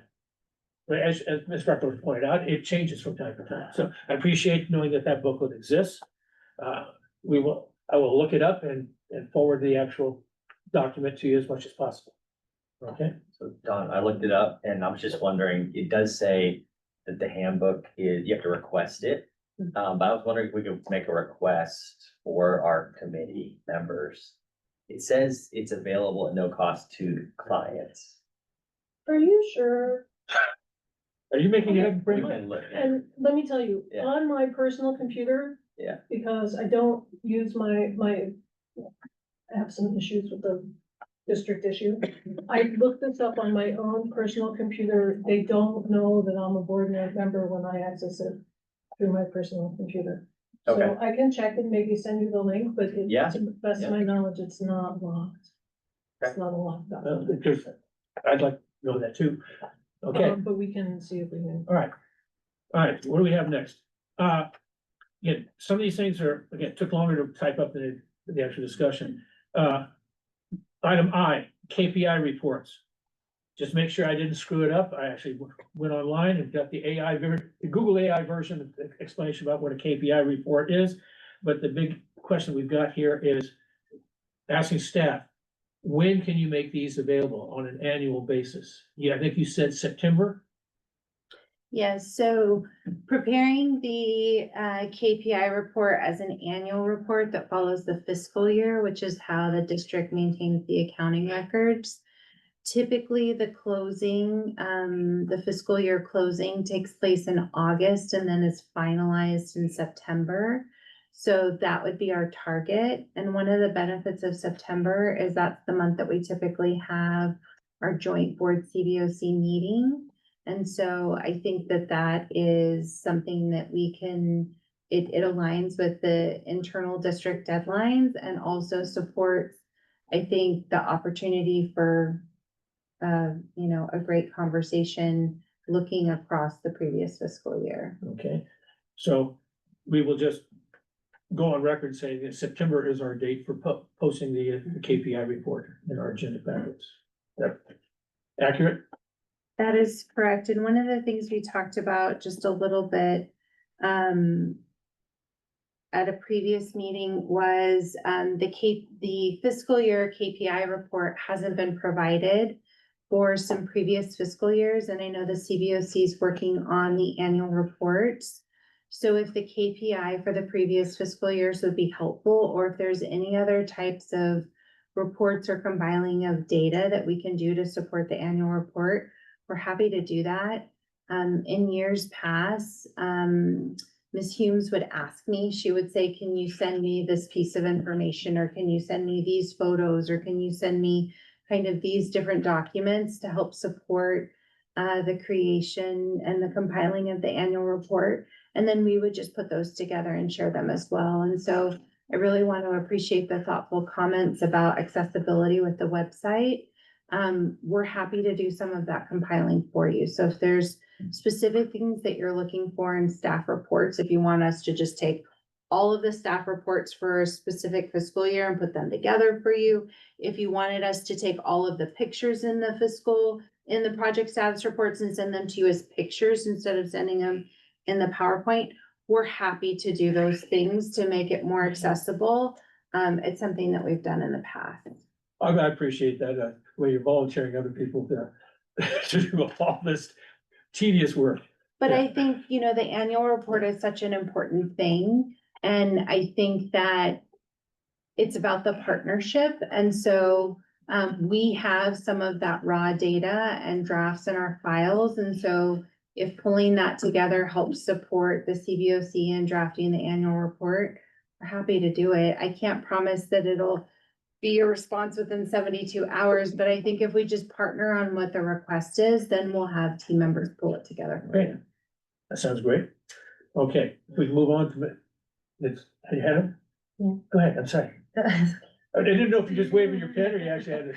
Oh, you were like, so since we haven't really had an annual report, I do agree that they are super important, Since we haven't had one since 2020, maybe we can just do that automatically right now, since we have 4 years to, report for. Maybe we can just combine the staff reports from years 2020, 2024, and all of the reports that can be combined, just to make it a little bit more simplified for those of us that weren't here in 2020 through 2024, It'll be easier for us to view the data if it was all just together versus requesting each year separately.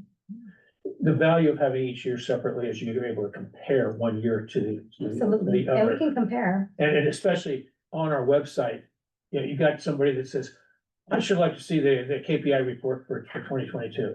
And they're gonna look specifically for that, not as a conglomerate there, but at the same time, if they can combine things for. Absolutely, and then send all of those individuals to the chair so that he can review them and compare them. That would be amazing. Okay. But we have to kind of get it going. There's so many little things. There's so many little things interfering with, and I think it's really just a 4-year gap. Honestly, I think that 4-year gap has created so much extra work, so much more tedious work for people who are, Lorraine, she's still working on one right now, correct? And there are some from previous years as well that we can't just come in and just say, okay, let me do this. I can start right now from everything that we've discussed over the past 6 months. Anything before that, I don't know, and it would just be easier if I could receive something, a summary, and then Dawn can do the threading as the chair, Okay, all right. Anything else on this? We move on. Yeah, because we do have a number of items. Item number J, the difficulty in getting financial reports. We talked about this at the last meeting, but one of the suggestions was that we consider moving the dates of our meetings a little farther into the meeting or into the month to allow staff more time to prepare these documents. I prepared that's kind of a timeline in there in the agenda packet. We don't want to go over it at least I don't want to go over it in great detail. But the worst case scenario we've got is that the end of the month falls on a weekend. Okay, they cannot do anything with the financial reports until the month is over with, which means on Monday morning when they show up for work. Okay, well then the second Monday of the month is just 8 days away. That's not much time to process all that data, but make things even worse. we need it for the agenda packet on Wednesday afternoon. So we're talking 2.5 days to do that. If we were to adjust our calendar so that we do it, we meet the third Monday, the fourth Monday, something like that, just give them an additional week. I'm betting, and I wouldn't mind a confirmation on the video, that this would be a benefit to the staff, It would be a significant benefit. okay? Does anybody have an issue with that? I mean, we all have our own schedules. If we moved it to the third Monday, or even the fourth Monday. I don't have a life, so Monday nights have not been booked for anybody else. Tuesday, Wednesday, and Thursday, different story. But anybody thoughts on this? Supportive. I think, we should probably talk about when we would put this into play. Because we probably are planning, like, I'm not supportive of doing it next month. Cause I would have to consult my calendar and all my people.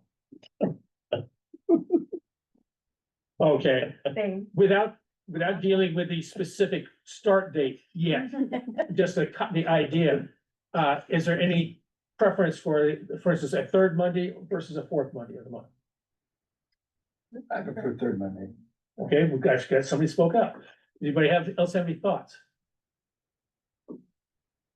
All right, then this is an action item that, does anybody want to make a motion that we change from the second Monday to the third Monday of the month? When, Well, no, we're just talking general terms, we'll deal with that next month afterwards. Okay. Don't get mired down in the details. Can we include that in our motion? Like the third Monday starting 2 months from today. Well, we'll talk, that's a separate conversation. You don't want the whole thing killed because somebody's discussing, half the group wants what, the next month, half the group wants the following month, okay? Anybody want to make a motion? That we do it, that we change the meeting nights from the second Monday to the third Monday? I make a motion that we do. That's what I was trying to encourage, that's why I kept looking your direction. Yes. All right, do we have a second? Yes. All right, see, I love this. Okay, as far as a vote, we have to have a roll call vote. Hang on. for clarity, I'll make a friendly amendment to the motion to add in the time when this would go into effect. Otherwise, I feel like when we approve it, then we have changed the schedule. I mean, just out of clarity. Just want to make sure everybody's clear on this. So I'm not, If we pass the motion, doesn't it mean that we've changed the schedule? not necessarily, because we never mentioned when we're gonna start, and we did mention we're gonna bring it up. But they're two completely separate issues, Okay. okay? Can we take care of both of those motions tonight? We are. Before we adjourn, When and what month? we will, Okay, okay? okay. Stay focused, okay, all right, Okay, we'll trust. all right, yes, trust me, I'm not here to screw anybody, all right. As- We don't think you are. Yeah, you got a yes, yes, a no, or no vote. Okay, Yes. wait a minute, no, I do a roll call for the record, all right, I will say yes, okay, Brendan, Yes. Andrea, Yes. Jean, Yes. Tashi, Yeah. Lynn, are you there? She's still on. Do you have a vote, Lynn?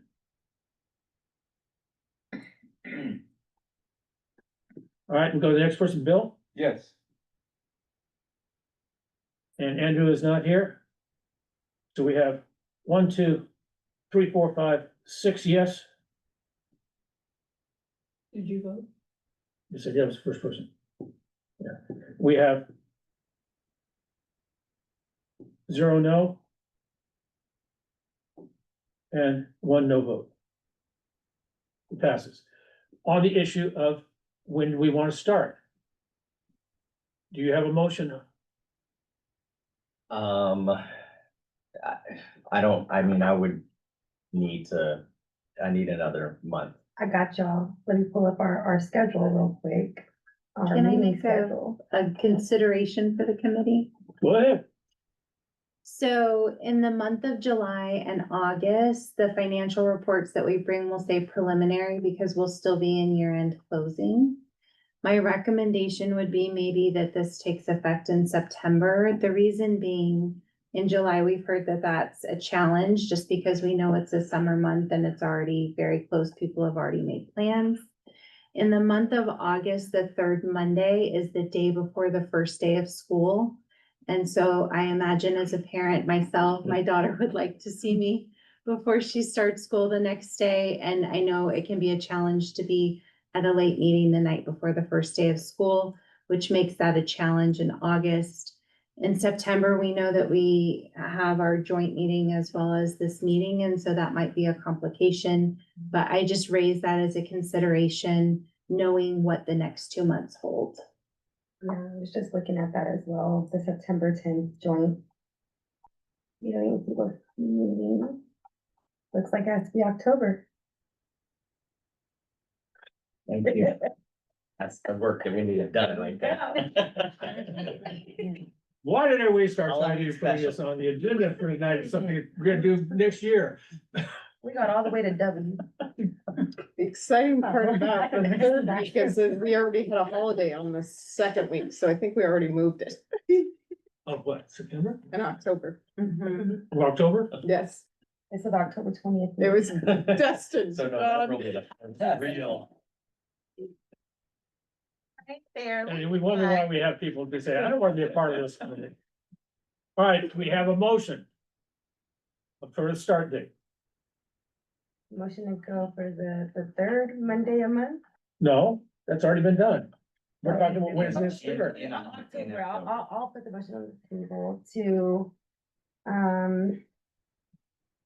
have that activate in October 20th, and that. Do we have a second? Second. All right. We have any discussion on this?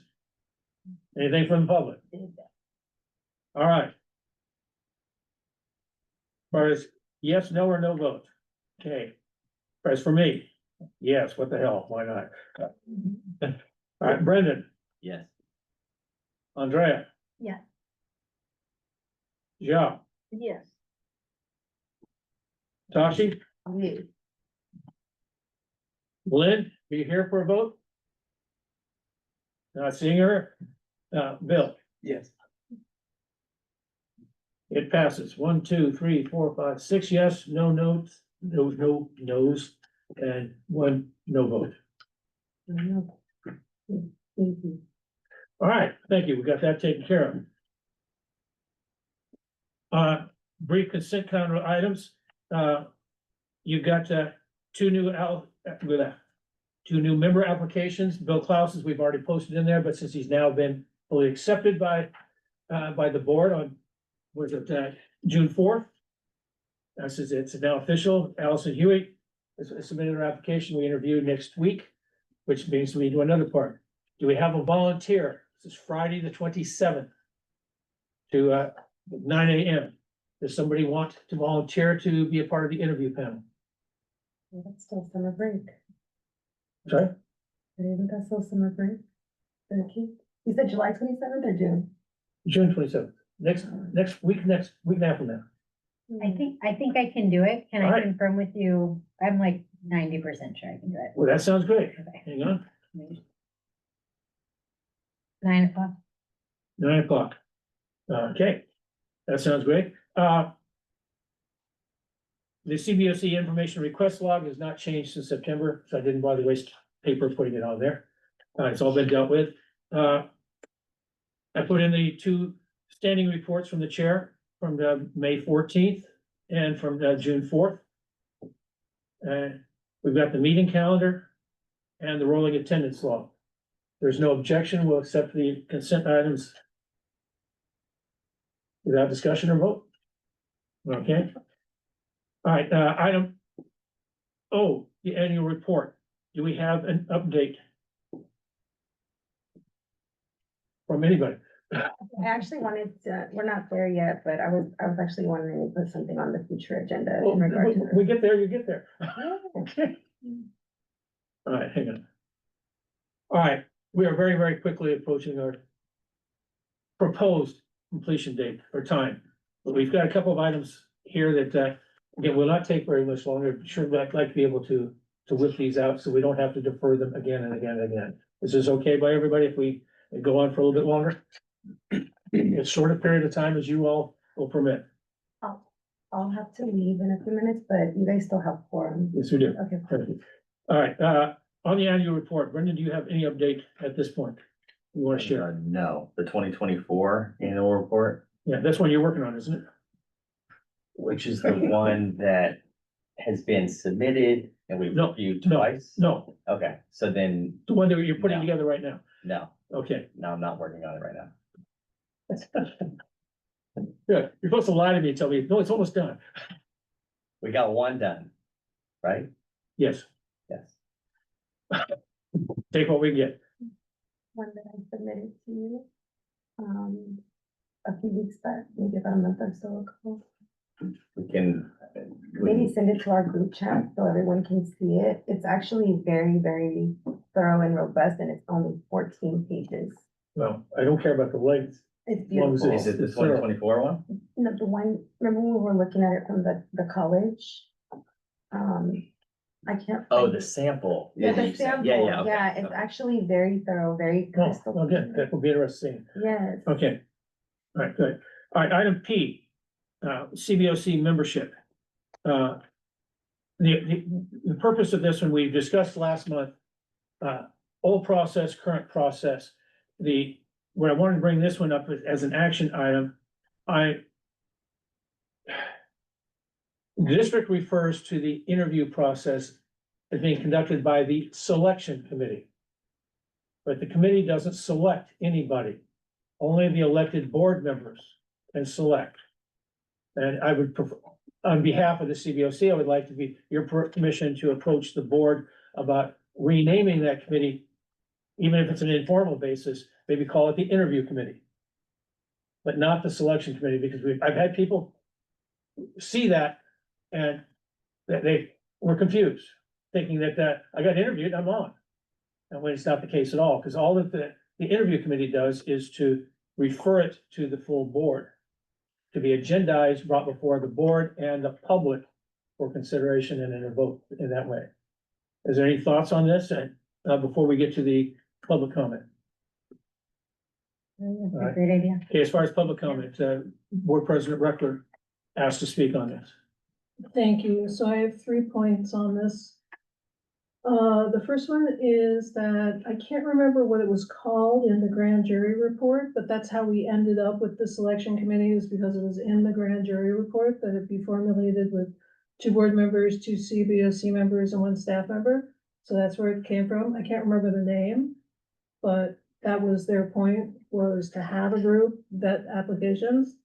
The second is that in the board policy, it's called a selection committee. So if you change the name, believe me, I'd love to change some of this, but at this time, it's in the board policy as selection committee. So my feeling is that probably should stay that way because it matches the board policy. The next one is item 13, where it says some applications are forwarded to the full Board of Education for consideration. That's true because that's what the selection committee was supposed to do. They were supposed to look at the applicants, make sure that they were compliant with the law and they met the statutory requirements, do an interview, and then put the best candidates forward to the board for consideration. And then on item 15, it says here that current CBOC members wanting an additional term are not required to reapply and go through the same application process as new applicants. That's actually not true. And we, the selection committee, messed that up twice, but I caught it and we just need to improve our practice. We're not going to jail or anything like that. But being a new policy and lots of things in it, it does say in here that 531 on page 4, existing committee members that intend to serve an eligible consecutive term shall reapply to the board for consideration pursuant to the board's process for appointing committee members. So that's all I wanted to say. As what, as I knew that was the board policy, but it wasn't being followed. We've had in the past where an existing, a current CBOC member applied, and you had the entire CBOC got up to speak against reappointing him at the board meeting. And he did not get reappointed. But if this current policy had been followed, it would just be a rubber stamp. And that, yeah, so I was just bringing this up. It's not for us to take any action on that. It's just telling you what happened. We had two members right here that did not go through an interview process to get back on. And if they've done something as egregious as that other person that will go nameless, we did not have an opportunity to say anything about it. Okay, but anyway, with regards to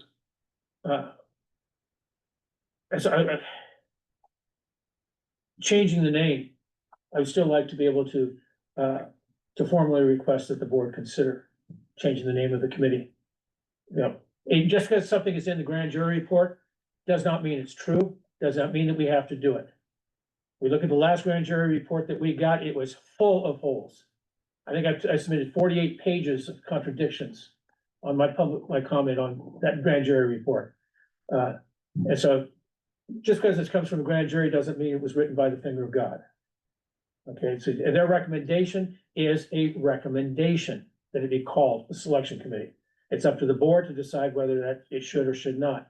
And if it's in the board policy, and I will check a look at the board policy that was brought back, what, 4 years ago, 4.5 years ago, and see what it said on there.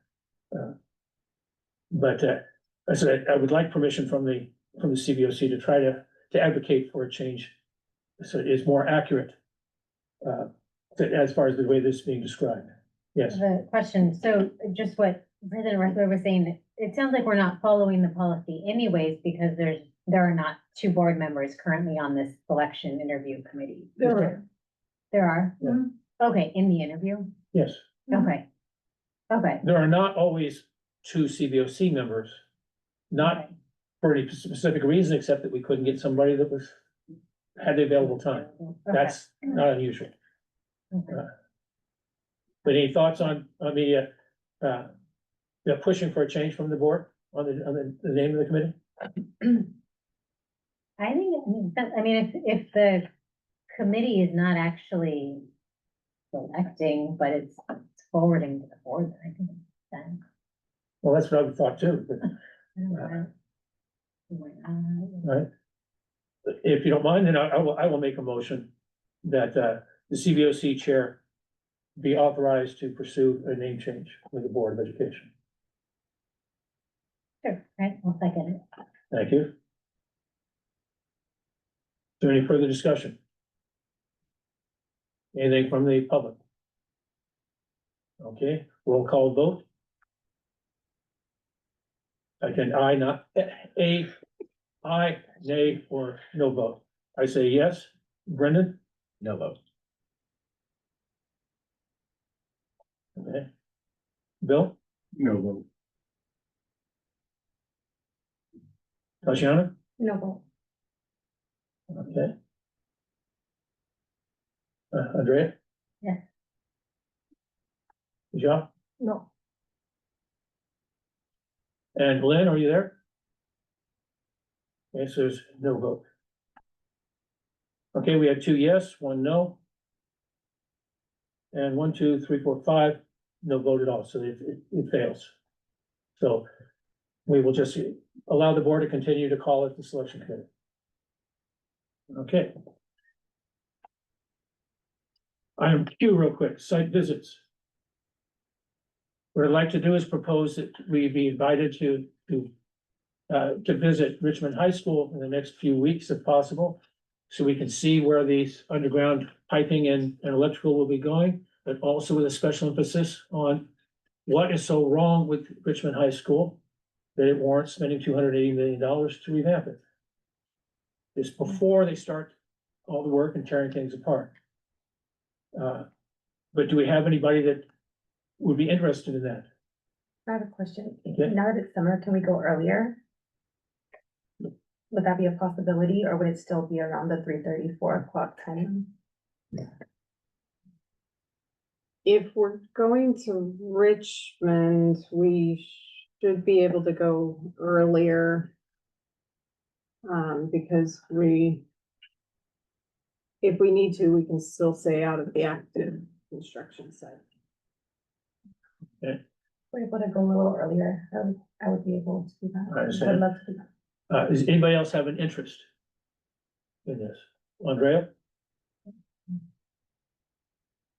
Brendan? Yes. Yes. Okay, Joe? No. Okay, Bill? No. Okay, well, that's three, that makes it easier to get around. And I will discuss things with Ellen and the three here, try to figure out what kind of a day works better for us, what kind of a time works better for us, okay? And I appreciate everything that Ellen does to make this happen. Okay, very quickly, our Zoom recordings for Spanish language, you able to do anything at all? We're gonna try it. So I did the things that it said in the article tonight, and hopefully it works. But if it doesn't, then we'll try again next month. When will we know? Maybe between you and I, And tomorrow, or the next day? yeah, sometime this week. Okay, I'll follow up and see where it worked. That's great, thank you. All right. Item S, special call meetings. This one's we have got a lot of things that we've fallen way behind on, in particular, our bylaws. Okay, it's very time consuming to go over all these things. We do not have to do it at a regular meeting. We're discussing things. And we certainly don't need to waste staff's time on this. So what I'd like to try to do is, if you guys are in agreement, that we can schedule a special call meeting, more than one, because it's not gonna happen in one night or one day. Whether we do it on a weekday, a weekend, whether we do it on a nighttime during the week. It's up to all of us, but is this something that you'd be willing to do? We would have to make it public.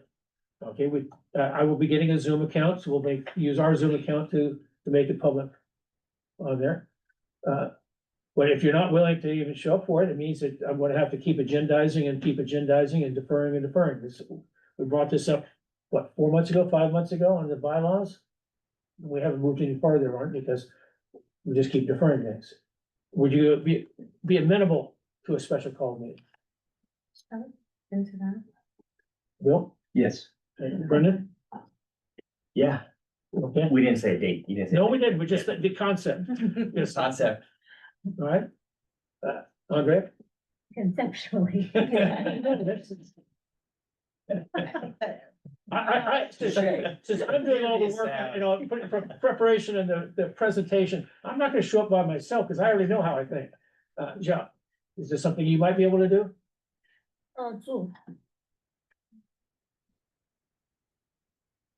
Now, as long as since we may take action on things, we would need to make sure that we had a quorum in person. Okay, but, I mean, as far as participating via Zoom, we're doing what we can on that. Okay, I think that would be great for us to collaborate on the annual report. First, yeah, that would be great. okay, Talking about the bylaws, so. well, no, we're No, talking but about the annual report, yeah, that would be great for us to kind of. anything that we're not able to, Okay. it takes a little bit more time. Such as the bylaws. Such as the bylaws will take a lot of time, but the annual report is something that's also critical.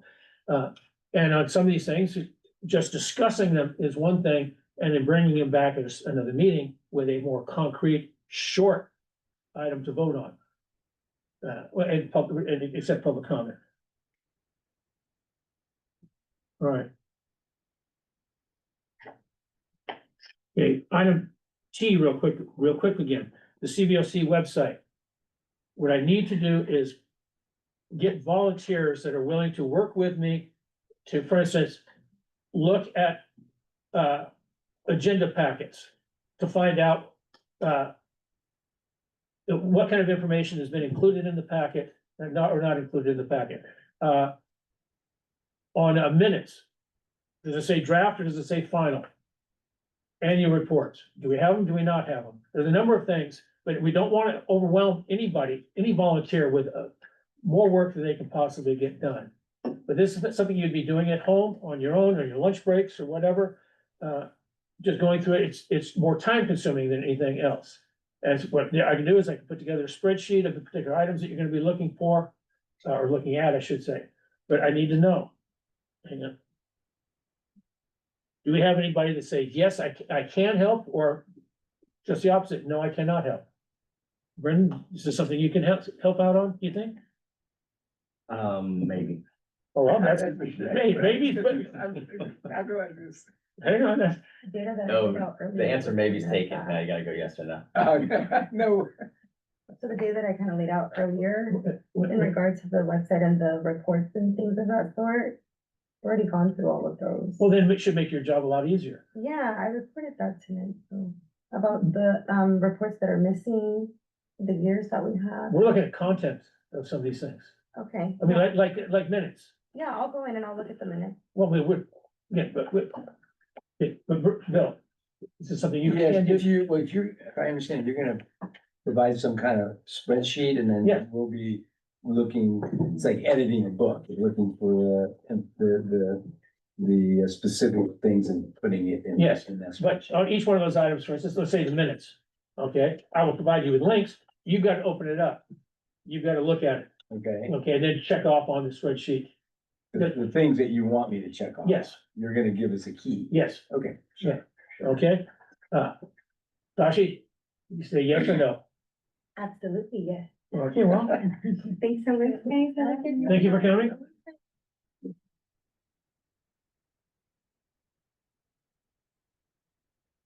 Okay, Andrea, Yeah, okay. And Shaw, Yes. hey, I like this. Go back around, Brendan, maybe get another answer. No, I don't want to pressure him or anything. I can thank you very much on that. The chair report, I'm gonna be extremely brief. I like the progress that we're making right now. We're moving in the right direction. We're trying to get a lot accomplished. And we're actually getting some of it accomplished. And in particular, getting applications to fill our vacant seats. And to hopefully in another month or two, we're gonna have all 11. Okay, that's a positive thing. We're going over the bylaws. We're going over the website. These are all positive things. We're getting site visits going. And the best part about the site visit, we play our cards right. We take a really cool group picture at the end. All right.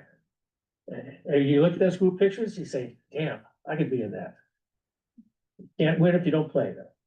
So we're making progress. I especially appreciate Rochelle being here. So we're moving along on the communication issue. Again, I just like the direction we're going on right now. It's a lot easier for me to go before the board with positive things that we are doing, and I think I've been trying to do that the past few months. And because it's not just the board that needs to hear it, but it's the public that needs to hear it. That somebody is looking over the collective shoulders of the board and the staff to make sure that their hard-earned tax dollars are being spent properly. Because some of us are a little bit older than the rest of you, and we're gonna be paying for these taxes for the rest of our lives. You might outlive the tax. You're one of the youngsters. Yeah, as are you, but these are 40-year bonds, so, okay? You have to have the pleasure of owning your residence. No, I mean, you rent, you don't think you're paying those property taxes? Yeah, okay. I mean, I've never seen a landowner yet that says, no, don't worry about it, I'm gonna pay that. Points well taken. Yeah, all right. Important item V, future agenda items. Do we have anything? Nothing? Well, that makes it a lot easier. I don't have to add things next month. All right, if there is no other objection, then we will adjourn the meeting at 8:36 p.m. Our next meeting is scheduled for Monday, July 14th at 6:15 p.m. here. Okay? Thank you all for attending. Thank you all for the participation and the input. Good meeting. I feel very good about it, even if I didn't lose out on one of my motions. Thanks.